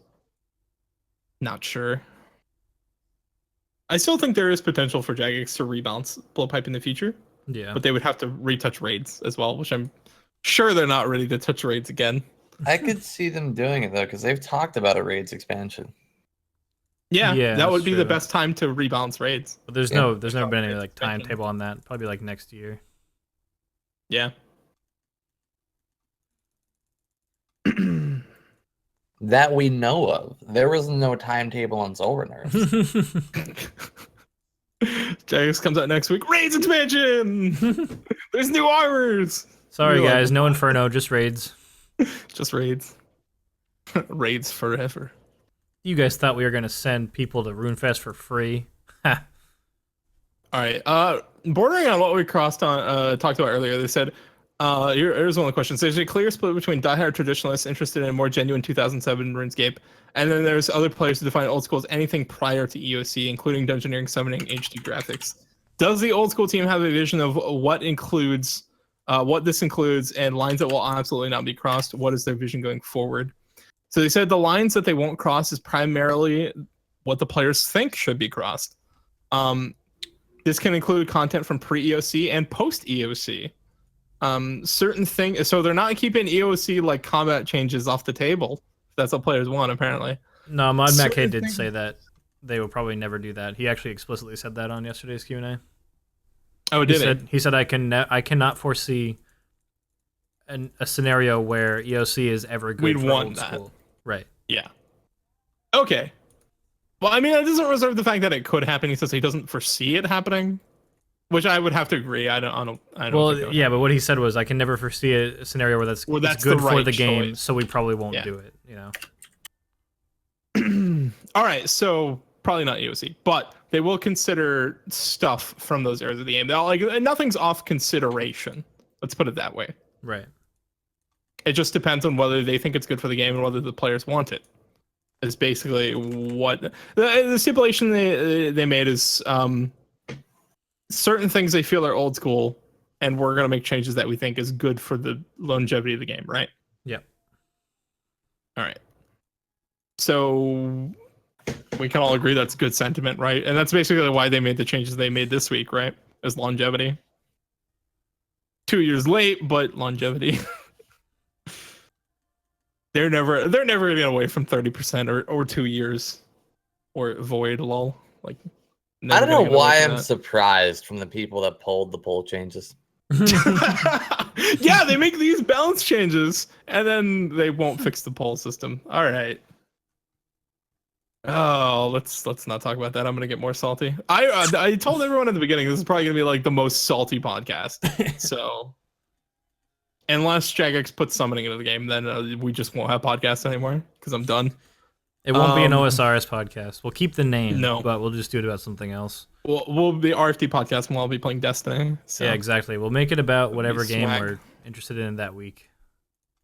Which actually sounds kind of like a fun idea anyway, but actually, yeah, that does sound a lot of fun. Don't really have the capacity or the time for that. Not currently, no. All right, let's move on to new Barrows solo boss, demi boss, reachable by obtaining a new item, crypt key, the Barrows chest.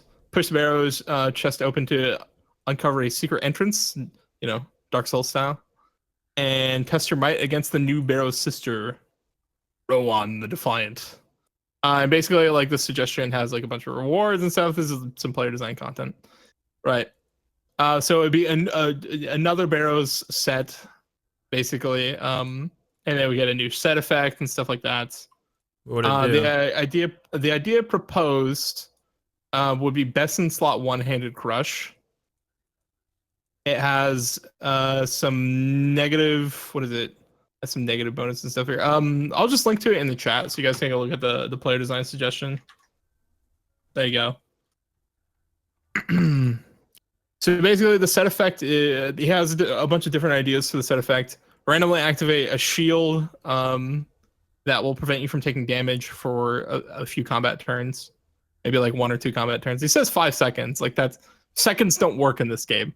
No. It's based on ticks, so it would have to be like, you know, 1 combat turn or 2 combat turns or something. A high chance to hit or something like that. 20 to 25% damage taken will be reduced when the set effect triggers. So like the next damage you might take would be reduced. Or, you know, you can summon, like somewhat similar to summoning randomly during the fight. You would summon a Barrows brother to help fight you alongside you for 8 seconds. For 2 seconds. Like seconds just don't work in this game. It's Rip, if you summon Torag, it's not gonna help you at all. This is I don't want to be rude. Really broken. I don't want to be rude. But this is I react similarly to this as I do when anybody suggests Barrows pets in my stream. That's the dumbest thing I've ever heard about Barrows. That's pretty much my reaction to this whole thread. The thing I think is silly about this is it's one-handed. It's a one-handed mace.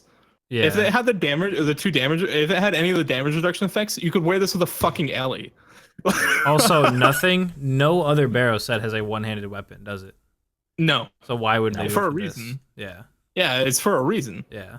It's because it's Barrow's sister. She's a girl. She's not strong enough. She's obviously She needs to jerk off her E-date with both hands. Oh my god. Yeah, all I've got to say about this is like not necessarily a bad idea. I like the idea of set effects. We don't need another fucking Barrows brother. That's all I'm saying here. But the idea of set effects is not necessarily bad. And I could see room for more shit with set effects in the game because set effects are interesting. You have to make a unique choice, and it limits the other gear choices you can make, right? By saying like, well, if you want the set effect, wear the gear, right? So it in turn limits your other choices, right? Which is why like the Void versus Armor choice was significant. If there was just one piece of Void you could wear to get the 20% bonus, say you just wear the helm, and then the other pieces don't matter, people just wear Void helm with Armor, you know, get the best of both worlds. So set effects are something that are kind of unique, and I think this idea could be explored more in the future, but I don't think it necessarily has to come from Barrows. But still, I thought it was worth discussing. Do you guys see that being a direction the game could go in the future? More set effects? Yeah, I don't mind the idea of set effects. I just think that the set effects proposed here are dumb, and proposing a new Barrows encounter also not necessary at all. Yeah, I don't know what players' fixation is on like more shit from Barrows. Barrows is already useful enough. Yeah, it serves things its it purpose. should be. It doesn't need to be changed. Yeah, like it's good. It's a prime example of great mid-tier content, right? Blue Envy says, make Torag's good again. 1% chance to undo the Serp Helm nerf. Yes. 1% chance to passively venom your targets. 1% chance to send an angry email to Jagex automatically for you. Oh, I do that on a daily, don't worry. Can we start a Alright. petition No. For what? to revert everything? If you guys want to revert yesterday's updates, send us an email at rfdpodcastosrs@gmail.com. I forgot we have an email, actually. I know, right? When's the last time we checked it? Nope. I don't know. It's like now. Or like 6 weeks ago. All right, let's go on to the next question. With the nerf of Zolra, can we look at buffing shark fishing rates? And they were like, yeah. Please. Pretty much just, yeah. I need 1,000 an hour. Yes, As please. we've been podcasting, I drop traded my stuff from my iron. Just the fish. I Oh, shit. got 76 mil worth of sharks and monkfish traded over. 76 mil. Wow. That's what I fished on my iron for 99 fishing and cooking. Sick. Yeah. All right, can we get a never show us again option for the crash site after Monkey Madness 2? Yes. That'd be good. Sure. Yes. All right, let's see. Can you make a way to share pictures or stories of game content that were funny, stressful, didn't go as planned? So basically, like players are asking for a behind the scenes, right? Which is something I think Archie has like planned for a long time, like a Jagex behind the scenes sort of thing. He's been talking about doing that for a long time, and it hasn't happened. And I'm particularly interested in that. I want to see what goes on behind the scenes at Jagex. We've kind of got a bit of an idea because they're pretty transparent on Twitter, but I imagine it's just like one guy everyone just yells at Ronan spinning. every day. Basically, yeah. I wish Ronan had been in the office the day we were there. Didn't get to meet him. We did not get to meet Matt Cade. I did. I actually chatted with him for a bit during the pre-party. He was pretty nice. Blue Envy says behind the scenes it's just a dartboard with items. Whatever the dart hits gets a nerf. Well, I mean, they do have a bar there now. So yeah, they do. After hours, they're just, the mods are just getting drunk. That's what happened. No. They all got drunk, and they Somebody like, should chart like a graph. guys, we got to fix Zolra. Guys, we've been putting this off for too long. Think about it. It's OP. Okay, I know it's good. I know it's been a while. I know it's called the Prophet Snake for a reason, guys, but hear me out. What if it wasn't profitable? What if we nerfed it by more or less 30%? Approximately 30-50%. Give or take. Who the fuck did that math? Here's the thing. It was 30% probably based on... Was it 30% based on amount or value is my question. I don't know. Did they base 30% on the experience it gives you?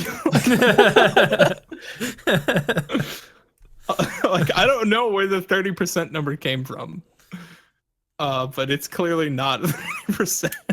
Somebody who's bad at math. You get Kieran in on maybe this. they did the 30% number while they were still drunk. All right. Can the enchantment room in the mage training arena be reworked?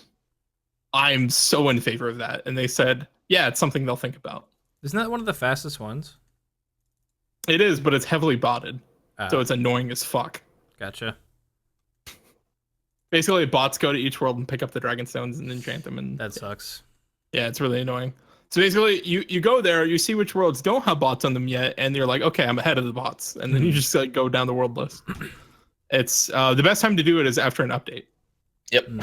Makes sense. There's so many pieces of content. It's like, oh, update's out. Time to go do that. Because the bots won't piss me off. All right. Mod Atlas was on the casting couch. That was cool. Not really a question, but I just want to mention he was on the casting couch. I don't think I think it's the first time we got to see Mod Atlas. So, did you guys watch it? I watched the Q&A. I watched some of it and then I skipped to the I Inferno specifically reveal. watched the first 30 minutes, yeah, and very intently, and the rest of us just kind of like, oh, okay. I just more wanted The to first see 30 minutes, the creatures in the Inferno that they were revealing. They look pretty sick. Yeah, they did look cool. They did a preview for those as well. I like that. Somebody asked for escape to close the world map. They said engine work. So soon. PM. Yeah, one thing that bothers me about the world map that you do get with the third-party client ones, but you don't get with theirs, is you can't click on the map icon that opens it to close it. You have to click on the X. Yeah. I mean, escape to close it would just be like perfect, but it's like it's very smooth and it loads everything. Yeah. The map so is quickly. amazing. Otherwise, yeah, I mean, like the map just is great. It zooms in, zooms out very well. You can search for for tags. Oh yeah, like that's all so throughout great. the world. Like you can search, just like I can just go search gem shop, right? Yeah, and like it'll show me all the gem shops in the game. They demoed it and they searched like black dragons while they were in the overview of the Taverley dungeon, and it just zoomed in on that section where the black dragons can be found. Yeah, and I mean, like you can look at an overview of the map and just like click an area on the map, which is also really great. Map may be slower processing wise than OS Buddies was, but I've only heard bad things about OS Buddies map stability. I heard from multiple people that it crashed all the time, and it's just a much smoother experience if you're willing to wait the extra half second for it to load. There's an easy way around that. Use a better client. Yeah, Conduit's map has no latency and it doesn't crash ever. Or you could just use the built-in map and not complain because it's awesome. Yeah, I don't know. So far, I'm a big fan of the in-game map. This map is shit as well. In terms of maps, I like Old School's map, Conduit's map, and then OS Buddy's map. I haven't tried Runner's map. Just in general, I had problems with OS Buddy. Like things would bug the fuck out like all the time. Conduit, I don't have that problem. Like things may like kind of suck or not be that good, but they're consistent. I.e., they don't bug out. Yeah. Conduit, I remember having a bug with the map once, and since then it's been fine. Shane's just talking about how long it took them to update the map. That's just because the development team for Conduit is smaller and slower because it's not a paid service. I.e., 2 people. Yeah, you can't really complain literally about just that. 2 people. Yeah. Well, I mean, you can complain about it. It's just you should. It's just less justified. Yes. All right, let's move on. So how did click boxes work previously? Because they changed some stuff with click boxes. Yep. Well, basically, they said it took the 3D render of the object, made it into click box. This didn't really scale well from a certain viewpoint or at the edge of your screen. Now it is a 3D object with a 3D click box. So now click boxes are just different. Much more accurate. Yeah, they're more accurate in some ways. They had to do more adjustments. More accurate, fewer misclicks. It's a good thing. Yeah, you'll have less misclicks because of it. You'll just have to get used to it. So they're just different now, basically. Instead of being 2D, they're 3D. Which is good because this game is 3D. So right. Updated world map from the client going to be available on the website, and they're like, hey, we don't really control the web team, so why would anybody need that if it's built into your fucking game? Because they offer a world map on the website. Which is why the team is just like, no. I've literally never used the world map built into the website. I don't know who would. I never have either. If you're not playing the game, you don't need to reference the world map right now. And if you do, it's built into your game now. Well, it comes from an age before any clients had a map.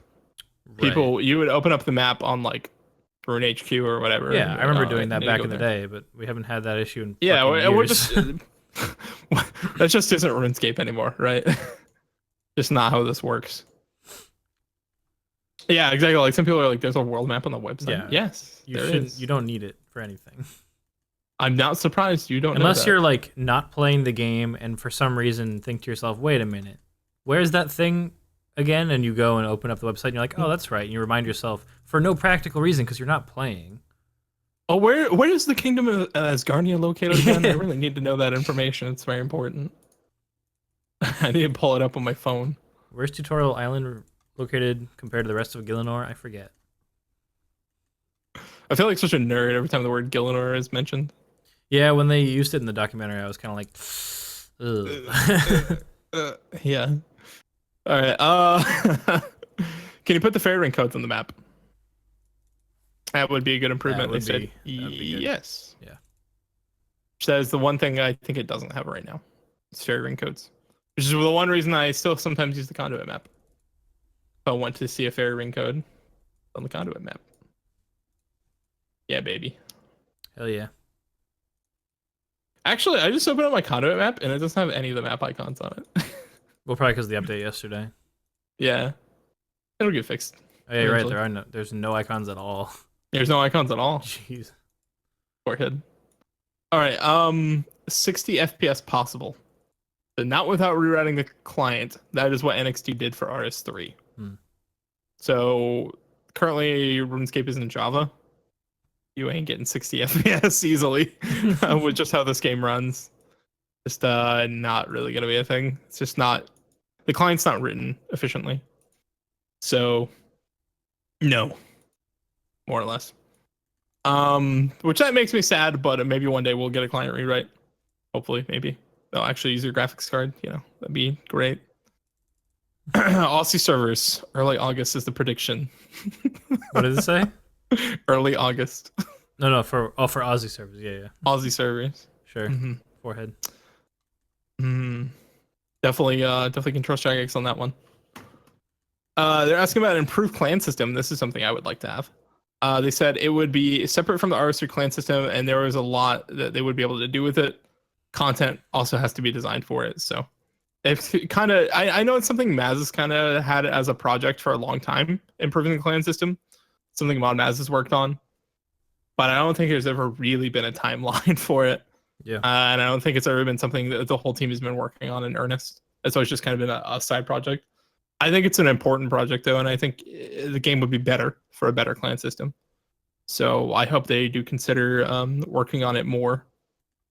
I don't know. What do you guys think about a clan system? How badly do you think we need like a much better clan system than we currently have? Yes. Yeah, I think we definitely need that. Yeah, because I mean, like so much of this game is social. You know. Yeah. Spending time with other players. The system we have is like super deprecated. It's never really gotten that much attention. Really bad. Also, there's so many ways you can abuse the system. Yeah. Have you? We know from experience having a public clan chat is awful. It's sometimes the worst horrendous thing ever. Yes. And of course, we wouldn't have it as a public clan chat, except for other than the fact that if you make it private, you can only have 100 people, or you can only have there's like a reasonable amount of people you can have added to it, right? Yeah. Like even with 100-person limit, you only have so many spaces on your friends list to allow into the clan chat. You know, so like it limits the amount of people that can possibly get into your private clan chat. It's something else. Let's just put it that way. And I know other clans, like big clans like Oblivion and stuff like that, like have problems, and it's one of the reasons like they have to raise membership requirements and stuff like that, is because they just run into the limits of how many fucking people they can put into their clan. That's what they're doing for SKSC, right, Rob? Yeah. Yeah, they were changing their requirements and reopening applications starting on June 1st because couldn't hold people. I'm sure clans would be bigger and more inclusive if the clanning system allowed it. It just doesn't. So yeah, I think personally that clan system changes would be, it's like probably one of the more important things they could probably focus on right now. And I think players would be pretty happy if they did. All right. Somebody mentioned a lobby for Old School RS. And their answer was, there are a lot of reasons Old School RS team once won, mainly for marketing. But also for the reason that, but like for the players, it doesn't really do much. Like this doesn't benefit the players much. It benefits Jagex more than the players really. So it's just not like an important feature for them right now.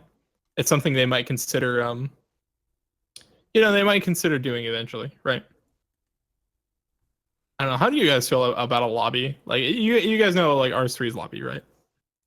It's something that I would probably not be happy about at the beginning because I'd have to get used to it, but pretty much neutral after that. Yeah, I mean it's basically like you log in and you can talk in clan chats and stuff like that and PM your friends and No. all these other things. Rob says no. And RS3 you can access the cosmetic shop through the forehead. That's one of the biggest problems we have, or had rather, in the KOA CC, was people just logging into lobbies with brand new accounts. That's true. And just hopping into clan chats and spamming. They didn't have to log into the game. They didn't have to complete Tutorial Island. They didn't have to do shit. They just had to make the account. And with how it is currently, our clans are branched between games. So RS3, to make an account, you don't need to like verify an email. You just give an email. You can type in, I suck dick for a living at gmail.com, and you can, Me too. You're on it, man. You're good to go. And then you hop into a clan chat immediately and you spam the N-word. And then you repeat endlessly. Yeah, that happened more than once to us. And by the way, there's like not really anything Jags can do about it because we tried. We approached JMods and we're like, hey, what can we do to prevent this? And they're like, nothing. Based on the current clanning system, there's nothing we can do. Yeah. Because the chat system between the two games are completely tied together, Yeah. So that's why we are really, really for clan chat system changes. That being said, like if we get the clan chat system changes, I don't give a shit if we get a lobby. As long as, you need to like verify your account shit before you can use the lobby to like send clan chats and stuff like that. All right, let's talk about scalable interfaces. This is something that's come up a few times. Ian was working on it before he left the company, right? Ian Gower. So yeah, basically their answer was they're working on a hardware mode for old school RS. They want to render some of it to the graphics card. This is going to bring you a smoother game. So we already know this is possible just based on the fact that OS Buddy has done this. Yeah. Right. Yeah. So they want to bring that capability to old school, and that will make things like scalable interfaces easier. So basically, they really seriously want to update the engine features that the game has, which is really good news because that means the game will run better on all sorts of devices. So important stuff, and it's good to hear that it's something that they're working on. All right, so I think that's pretty much it for the Q&A portion. If we have any questions from the chat, do you have anything, Rob? I had one. Okay. Necro Eric 420. What are your thoughts on Fossil Island and updates that would devalue current methods? Does it bother you guys? Does anyone care? Sounds like a song lyric now. I don't particularly care for the stuff that's in Fossil Island. I think I probably won't do any of it. What does it devalue? I think mining is the biggest concern. But it doesn't devalue anything. Because granite's still faster. Granite is still faster. It just depends on how much effort the new mining method is. Because if it's, there's like a trade-off, right? Of course, if you want the maximum efficiency, you're going to go do granite. But if you're a player who just wants to max and you're kind of on the fence, if this is, sufficiently chill enough and it provides a good enough amount of experience, it will significantly increase the amount of people with 99 mining. I guarantee that. So there is some concern of the devaluation of mining, but it's like at the same time, it's like it's a fucking video game that takes hundreds and hundreds of hours to max an account. Chill out. Also, all I gotta mining is one of the worst fucking skills in the game. Mining deserves to be devalued. Providing more methods of training, one of the worst skills in the game, should be viewed as a good thing. And if you happen to get like 100 mil mining at granite, I mean, you're entitled to your opinion, but clearly your time doesn't mean that much to you, so shut the fuck up. Nobody wants to do that, really. Like if somebody who has to train mining wants to have options that aren't disgusting. I mean, I'd say the current diversity of mining is actually in a good place. It's just why when I saw like the mining, I hate calling it mining Todd, but Yeah. the mining Todd thing. Well, I don't think it was necessary, when it came out, but it's also I not don't think bad. it was necessary. Yeah, but it's It also shouldn't not make people bad mad. because, yeah, I don't think it necessarily devalues anything, but that's yet to be determined because it's not in the game. Just like as it's planned, I don't think it necessarily devalues anything. We've Low level had hunter. discussions though at length about the Yeah, whole we've had mentality of discussions about devaluing. It's stupid. Yeah, the too long didn't read of our argument about devaluing is the only person that holds any value in their skills and experiences or whatever is you. You're the only person who gives a shit about your account. If it meant something to you, it meant something to you. That's it. Like I don't care about your achievements on your account necessarily in the same way that you do. So the devalue argument is different for everyone. Like for us, we wouldn't feel particularly like, oh, well, that devalued my mining because we just don't hold that mindset. But for other players, it's different. So it's a complex discussion, but it basically, what we boil it down to is, it's all about how you feel about the update. Yeah. Don't try to enforce your view of how to play the game on other people. That's kind of just like a dick move. Yep. Right. Yeah. So let's talk about the whole. I don't know. I basically want to just talk about like. I guess the other concern other than mining Todd on Fossil Island is like maybe a low level hunter because of the bird's nest, but like everyone thought that was shit too. Oh, you mean the birdhouses? Yeah, birdhouses. Sorry, I say bird nests. Yeah, birdhouses. But like everyone thought low level hunter was shit, so it is. Yeah, we're making low level hunter better. It takes several hours to hit like fucking level 20. It's garbage. And that's starting from level 9 with the museum thing. Yep.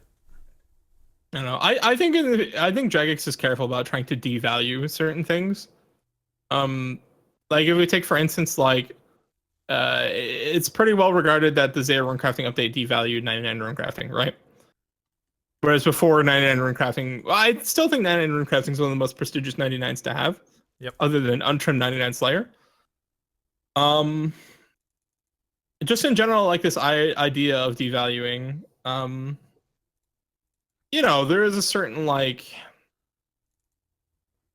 certain prestige and like mystique to like certain skills being considered like deemed like hard, but at the same time, our idea of like what's hard in this game is like almost wrong. Nothing in this game is difficult in the idea of like it's hard to do. Things in this game are difficult because you have to dedicate like just a silly amount of time to completing it, right? Yeah. For the most part, they're repetitive menial tasks that require no true difficulty to complete. They just take dedication and time. So I don't know. I would prefer activities in this game that are fun and interesting, and not necessarily menial and repetitive. I mean, it's just the nature of the game that they're probably going to be that way. But I would prefer something that's more interesting, and provides less, like a less ridiculous amount of time investment. Like there's like a line, right? What would you guys say is the most balanced skill in terms of difficulty versus time it takes to do the skill to 99? I know it's kind of like maybe a tough question on the spot, but yeah, difficulty versus time to get 99. Like I would say like agility and rune crafting are kind of like on like the low end, right? Whereas like they take a long time to complete, but they're like super repetitive, right? Like it's not difficult at all, and it takes a ridiculous amount of time, right? Yeah, Cub, we did already discuss already. It was at the beginning of the podcast. We discussed it at length. Just at the beginning. I mean, like the first half. Yeah, like the first hour. We discussed the balance changes. I'm gonna go out on a limb and say like, like the two gathering skills, or like the two big ones. I'd say like fishing and woodcutting. I'd say are pretty balanced in that like you can do like 3-tick methods and stuff like that if you want to make it a little more complicated. But like the pacing of like how you train those skills is long, but not like ridiculously long, and the way you get experience is pretty well balanced out. Like you just kind of like linearly go up in levels. until like towards the end it gets pretty exponential. I don't know, those skills for like fishing for me has always felt like, yeah, this is a skilling skill, you know, whereas like runecrafting and agility always felt to me like, god damn it, this skill is fucked up, you know. I don't know. I guess that's kind of the assessment I'm looking at for you guys. Like, what do you think in terms of those two things? Like, what's an awful skill and what's a skill that feels like it's designed to be the way it is? Yeah, like what skills do you feel like are well balanced in terms of like how fast they are, and you know, also just I don't know, like skills just have a pace, right? There's just like a pacing for how you do the skill. Like for instance, hunter's really fast. You get ridiculous amounts of experience doing hunting, and it's also just like not that hard. You just put down box traps. It doesn't take much time. It's not hard to do. Similarly, I'd say like fishing and woodcutting like aren't really, and I think to a lesser extent also like mining. They're not hard to do either, but they're, you know, because of that, their experience is like less, right? Yeah. And if you want more, you can, you know, do 3-tick and stuff like that. You know, more intense methods. Whereas you look at skills like rune crafting, like fuck all makes rune crafting faster. You know, like you can't really fucking do anything to make rune crafting faster. Lavas is pretty much it, right? So that's what I'm saying. That's kind of, I guess, what I'm getting out. Like, there's like a certain diversity amongst the gathering skills, whereas other skills in this game, I just feel like. Basically, I guess what I'm trying to edge at here is like, I think there was a reason we got Zeta rune crafting. You know, like I think rune crafting had it coming. There's a reason we got rooftops. Agility had it coming. You know. I want to derail this for just a moment to point out. You know how when you go to the GE, you kind of expect stupid stuff to be said in the public chat? I was at the GE for all of, I don't know, 1 minute. Some guy said, "I'll zerk you off, gay boy." Somebody in the chat brought up a good point. You got runners for rune crafting. Yeah. If you can pay runners. I think herblore and smithing are the most balanced. In terms of just like what you get for what you put in. Yeah. Smithing's so weird to me because it's like, don't you have to get like well over 99 mining to get 99 smithing? I don't know the numbers on it, but it's like, isn't it like 30 million mining XP? Yeah. It's like 30 million mining XP, right? Something like that. 99 smithing. Weird. In terms of like raw doing the skill, like there's nothing you can do to smithing to make it faster. And same with herblore, like you're gonna be pretty consistent for the most part going upwards. Like there's no tick manipulation or anything you can do. Yeah, at least blast furnace is a fairly intensive activity. Like, you know, there's a lot of clicking and running around. Yeah. Like, I don't know, I guess it's like kind of in the same vein as like rune crafting, but faster. That's what I'm saying. Like, I feel like I'm putting in like the same amount of effort while rune crafting as I am while doing like, you know, like blast furnace. But like the reward for the effort I put in at smithing just seems so much more like correct than rune crafting does. When I'm doing rune crafting, I'm just like, what the fuck am I doing? You know, like it feels like such a waste of time. I guess that's kind of, you know, the axis that I'm getting at here. Is that like I think there was a reason they put in Zeta rune crafting. And I mean this all just ties into this greater discussion of devaluing, right? It's like, I guess time really is the only resource that players value. If you say like, you know, things like Zeta rune crafting greatly devalues rune crafting, it's, I guess you're just placing value on the amount of time you spent doing it, and you're saying, well, players have to spend less time than me, therefore, you know, I feel devalued, right? I guess it just depends on how much value you put on your time.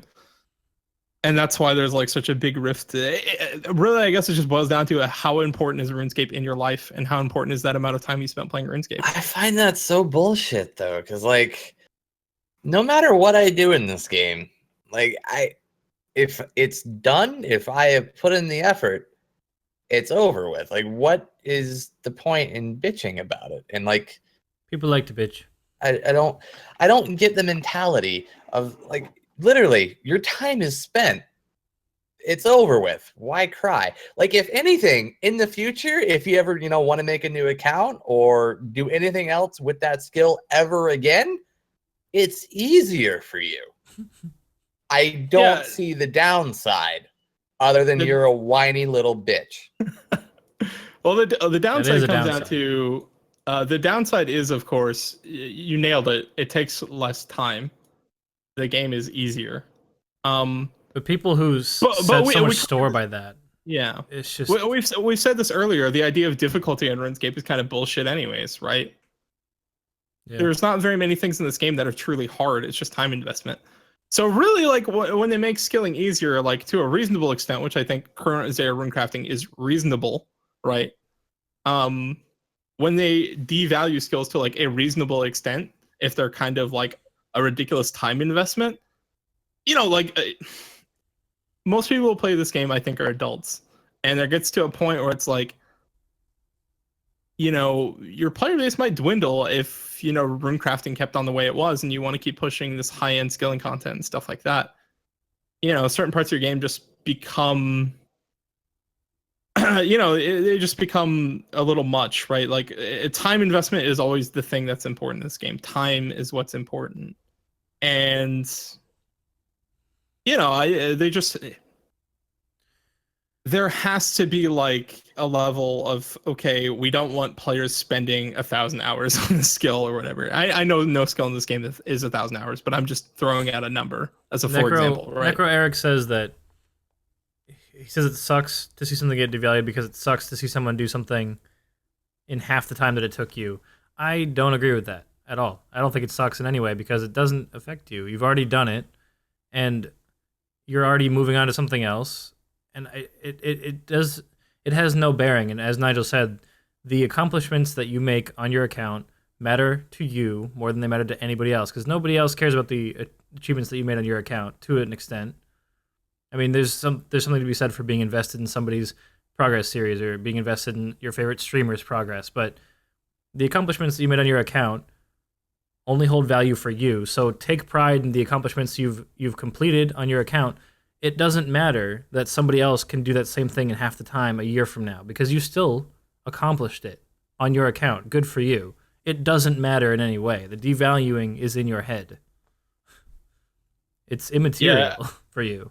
I'm saying, I want to come back to this point because this really just comes down to like more of a psychology thing, right? Like, for instance, let's say you and a friend of yours get hired at a job at the same time. You both work there 5 years. Your buddy gets a promotion. You don't. There's sort of some feel bads there, right? And it has not. Him getting a promotion really has nothing to do with you. But of course, you're going to draw these comparisons, right? Because it's just human nature to measure and compare, right? And I think there's a little bit of like, that same like psychological thing when like, you got your 99 runecrafting or whatever pre-nerf, or like why would I say nerf? Like, pre Zaya runecrafting. Zaya runecrafting comes out, a bunch of players get 99 runecrafting much more easily than you did. There's kind of this feeling of like you're measuring, right? You're like I saved, tens of hours over me. I'm kind of salty. But at the same time, like eventually that feeling is going to fade, and you have to ask yourself eventually, like, were those hours wasted? Do I truly feel like I wasted my time playing this game? What about EXP records? EXP records change. They're based on the meta.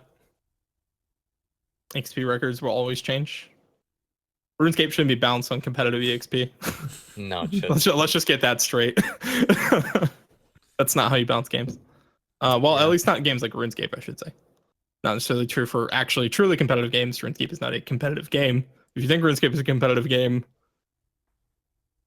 okay. we'll just leave that where it is. Did we have any other questions? No. No other questions from the chat then? Rob, I don't like to disagree with you, but we did have another question. Oh, In the chat earlier. I guess you missed it. We were asked. What I saw. Somebody said that they know that I am planning on jumping right into the Inferno, but he wanted to know what the two of you think about it. Or your plans. I'm sorry, can you repeat the question again? I was reading something in the chat. Thoughts on the Inferno and your plans for it?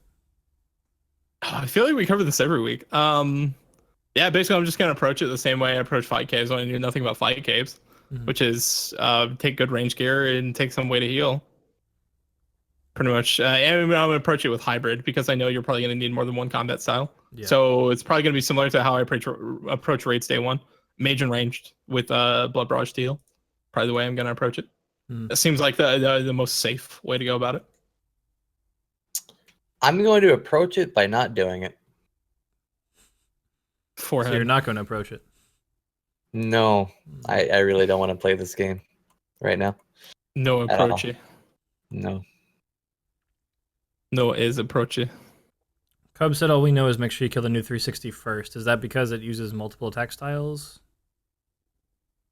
Or what? Because I think based on the video where they showed off the animations for it, it did look like it would use magic and range. Potentially. Press switching feels good, man. Yeah, Cup brings up a good point. If you don't care about being one of the first people, you might as well wait. Yeah.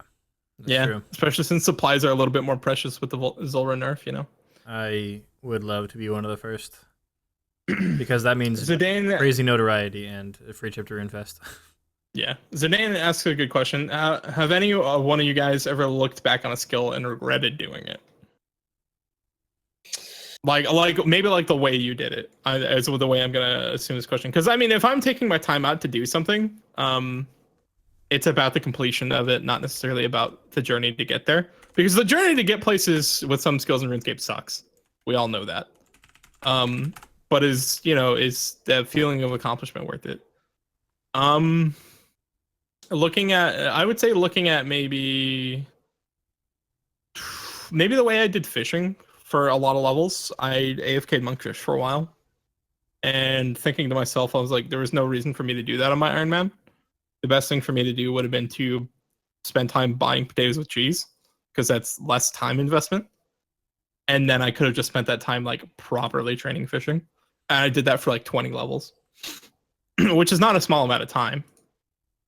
So like I think that's one skill I look back on, and especially when I properly learned how to like 3-tick fish. I was like, oh, this is actually like not that bad. Like I can do this for a couple hours and then just AFK it a little bit, and this is way, way, way better. I feel like I'm making more progress. So I guess in that respect, like I regretted doing fishing the way I did it on my account. I don't really regret anything on my account. It's easier to not regret like how you spent your time on a main, I think. And I've never made a habit of being standing on old school. I've always been making progress on something, so I don't think I regret anything. Yeah, I don't regret anything on my account because I really don't give a damn. Honestly, like I approach training my account in I'm gonna do it how I want to do it. I don't care if it's efficient. Yep. Yeah. Whereas for me, like I want to progress quickly, so efficiency matters to some extent to me. But like when I was doing that, I didn't really mind it as much. But I think that, that was like kind of just like a turning point for me on my account. When I was doing that, that's when I kind of was like, I don't like the way I'm doing this, and that's why I went over to doing 3-ticking. So maybe I guess I am the only one that has regrets. You guys are happy with your playstyle. At that point in time, I was frustrated with my progress that I was making. I guess I was the only one that had any regret. Efficiency matters spends 3 years going for Tassies. Hey, I got Tassies in the quickest way I knew possible. I learned how to prayer flick and all that good shit. So let's put it this way. I could have got it slower. That's true. Yeah. So Rob, do you have any more questions, or are we good? Necro asked if I'm burnt. That's about it, I think, from what I've seen in the chat. Rob is definitely a burnout. Rob's a burnout. It's not even that I really don't like the direction of the game. I don't want to play Iron Man currently with the thought that like I could spend a lot more time than I need to for them to do something drastic again in the future and just destroy that. I don't see going forward with Iron Man currently is worth the risk for the time investment it takes over. Yeah, I feel like I kind of agree. I feel like they made 2 tiers of Iron Man players: the players who abused the content when it was really good for Iron Man, and the players who didn't get the chance to. There's like 2 tiers of Ironman. If you're in that first tier of players, congratulations, you've solidified your place in the top whatever amount of high scores. It's not even that. I don't give 2 shits about high scores. Yeah, I know you don't care about high scores, but I'm just saying, like, in terms of like just numbers, the numbers support what you're saying. It's kind of what I'm saying. For me, it's simply the fact that like they took 2 years to change something so drastic that was so core to Iron Man, and the risk of them doing that again 2 years later with something that's going to be the new meta that's super drastic for Iron Man. That's not something I want to bank on. Yeah, because I know you were looking forward to like doing Bandos instead of Domin and stuff, right? Which I mean, yeah, for me, like that's the thing that pissed me off the most is the Sorp help changes rather than the Zulrah changes. The Zulrah changes is like it matters if you wanted to do a lot of PVM because like the amount of sharks you got from Zulrah was really important for like Bandos and like KQ and there were several bosses that use a lot of food.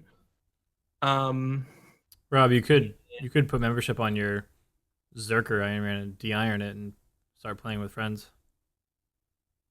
True. I would rather just de-iron the iron I have now. Really? I mean, it's nearly 2K total. It's got the stats to do pretty much whatever I want, whenever I want. Yeah. I mean, I don't know. If you're not the kind of person that cares about efficient play or how your Iron Man achievements look to others, then it's a viable option for you. Because I don't think you're the type of person that would have he just doesn't want to. I think he just doesn't want to spend the amount of time it would take to do endgame Iron Man because it does. Endgame Iron Man almost takes more time. Like if we're talking about like PVM and stuff like that, there's a significant amount of investment to be made in terms of time, and you just have to like ask yourself, is that time worth it? Because basically, most of these changes affected that more than anything. It didn't. Like we talked about this earlier. It doesn't affect your time to max. Like, no, really it does not affect your time to max at all. If you want a PVM, however, that changes. This isn't really a problem. Yeah, sorry, we lagged out really bad on stream, so I missed out on what you said. What? I lagged out really hard. I didn't hear what you said. Oh, I didn't remember what I said. It affects PVM. Yeah, it affects PVM drastically. Like we touched on it at the beginning of the stream, like the shark nerf, like as an Iron Man, like I'm sure you know this, like all of the prep and time investment it takes just like alone, even pre-nerf, like getting your sharks from Zulrah, you still spend a lot of time, collecting secondaries, getting your potions together, cooking your food to go, bossing and shit. That takes a lot of time. And then adding on, you can burn through 1,000 sharks in a day, no problem. And, pre-nerf, that wasn't that big a deal because you could easily recoup that in a couple hours of Zulrah. Now, with current rates, it's going to take you about 10 hours to get 1,000 sharks, just fishing them at 99. Yeah, well, I mean, about 120. Are going to go to other methods. I think, like the meta, I think is probably going to become buying Karambans and stuff like that. It most likely will. I think the meta is just going to shift. It's just, I don't know. I think for a lot of players, a lot of Iron Man players, and this is this way before Zulrah even, before these Zulrah changes, there's kind of like this line when you get to like high level Iron Man and how much time you have to like, there's how much time you have to put in. Right, there just clearly becomes this line at a certain point where either you're going to want to stay in Iron Man or the time investment is too much. And I think these Zulrah changes made that decision a lot easier for a lot of players because you're not the only person I've heard that's de-ironing because of these changes. Yep. Now, Cub, like I get what you're saying, like just do other things for like the food and like there are other ways around this. It's not that big a Oh.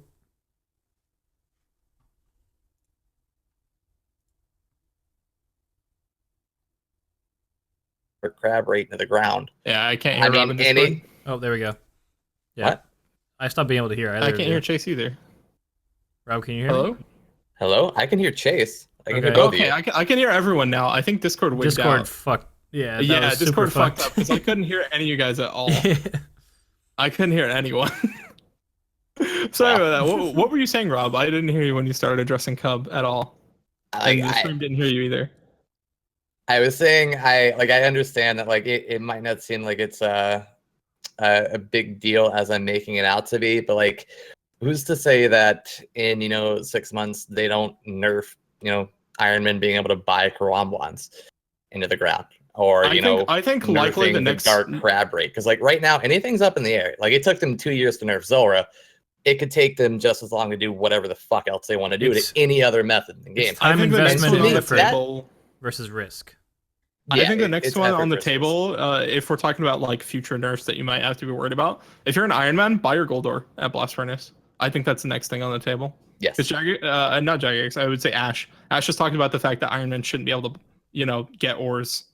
Someone's at my door. Basically, he says that shop isn't intended for you to buy your ores from, and it took them a long time to it took them a long time to change the fact that people could grief the Blast Furnace shop.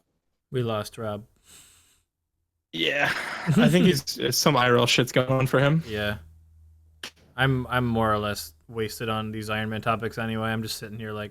Yeah, you're like Iron Man. For like 80% of this podcast, I could have been gone. It wouldn't have fucking mattered.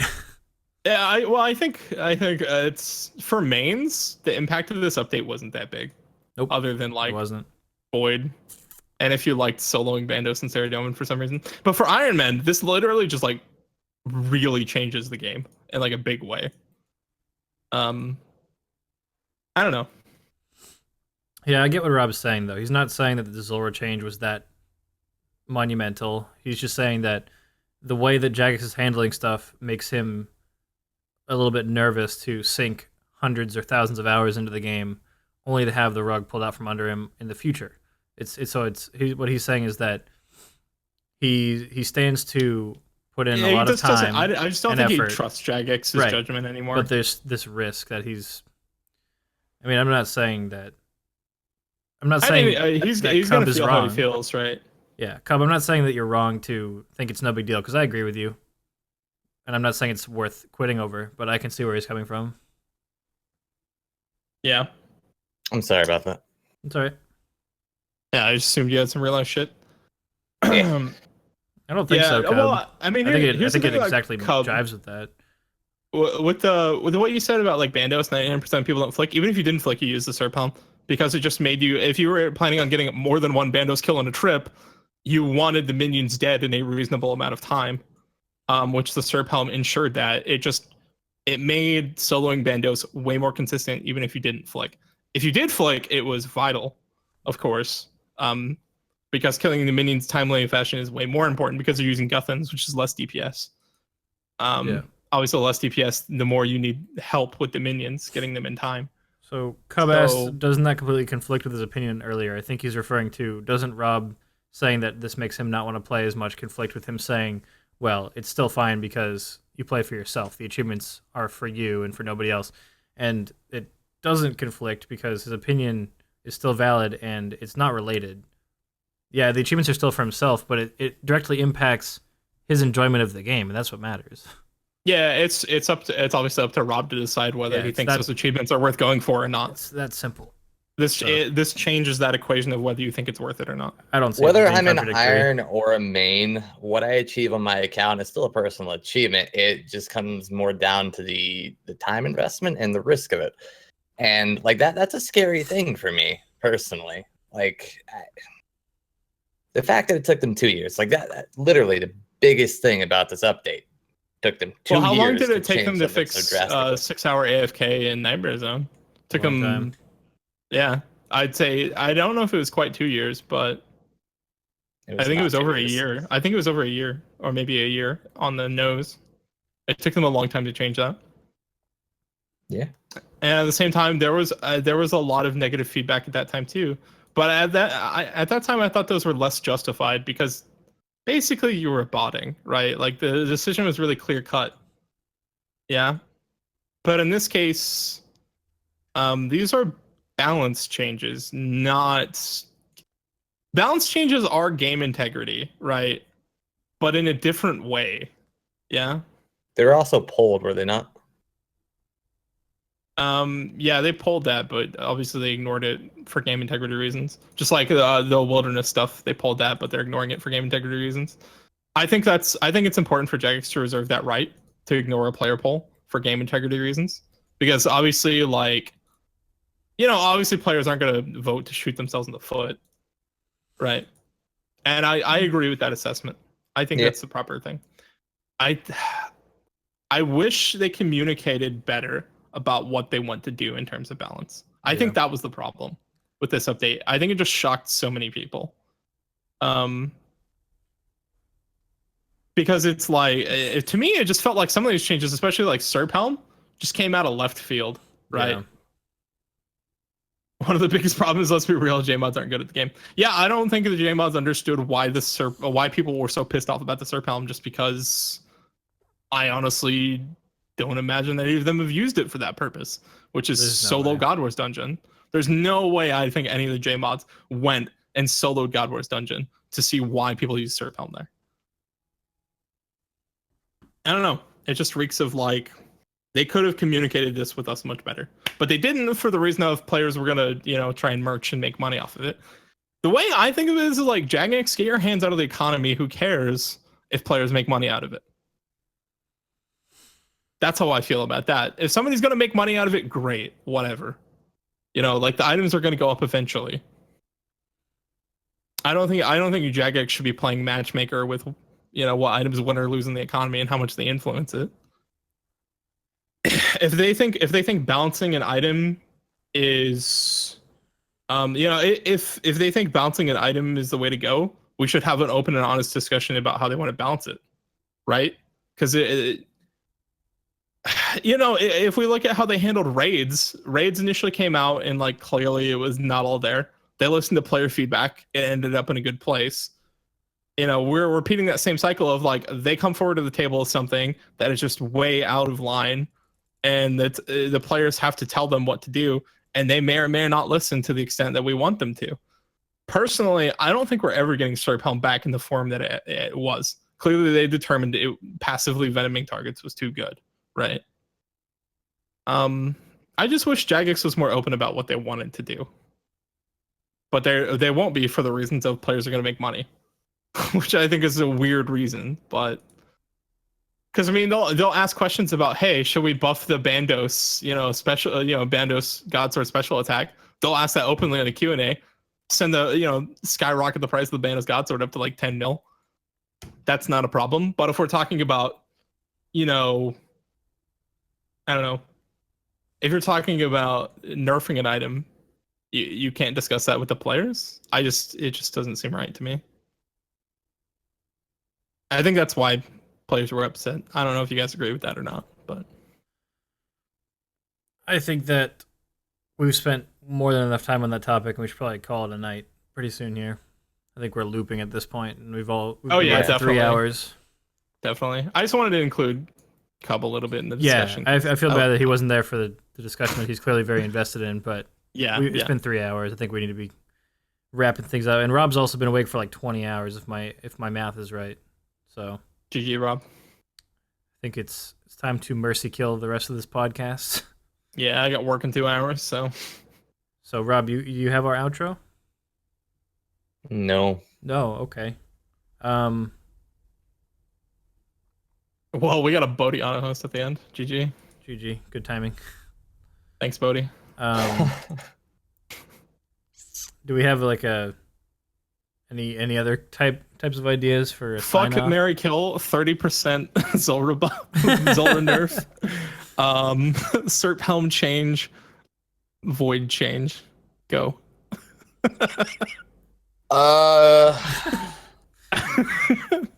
I'm gonna marry the Void change. Yeah, I like that one a lot. Yeah, that's fine. Marry Void. I think I'm gonna kill the Serphelm change because fuck that shit. It's yeah, I think I have to agree with that. Undeserved. I would go the exact same way. We could do fuck, marry, kill J-mods. I'm down for that. Just seems the snake. Yeah, that's pretty much accurate. I think that's how we all feel. It just seems so biased though. Like the three that we choose, They're all males. Can I pick Kieran 3 times? Kieran, John C, Ash. Yeah, I don't know. I think it's Mary time to wrap it Maz. up. I think Mary Maz. She's a very sweet person. I think it's time She's to wrap also it up. female. Okay, yeah, we can be done. We had a good time tonight, guys. Sorry for like the really salty podcast, but of course, players feel strongly about this. We feel strongly about it, Yeah. about the game, and about the future of RuneScape and the way Jagex does things. So sorry if we made things salty. I will we'll see you guys next week, okay? Hopefully with something a little more fun, because Inferno should be coming out next week. Yep. Or maybe the week after. No, it's I think next week. Yep. Okay. Thursday. So yeah, we should have something like a lot more exciting and fun to talk about next week, rather than nerfs, which are always salty. Yeah. So yeah, see you guys next time. Hope you enjoyed RFT Podcast 14. Bye, guys. Good one, guys.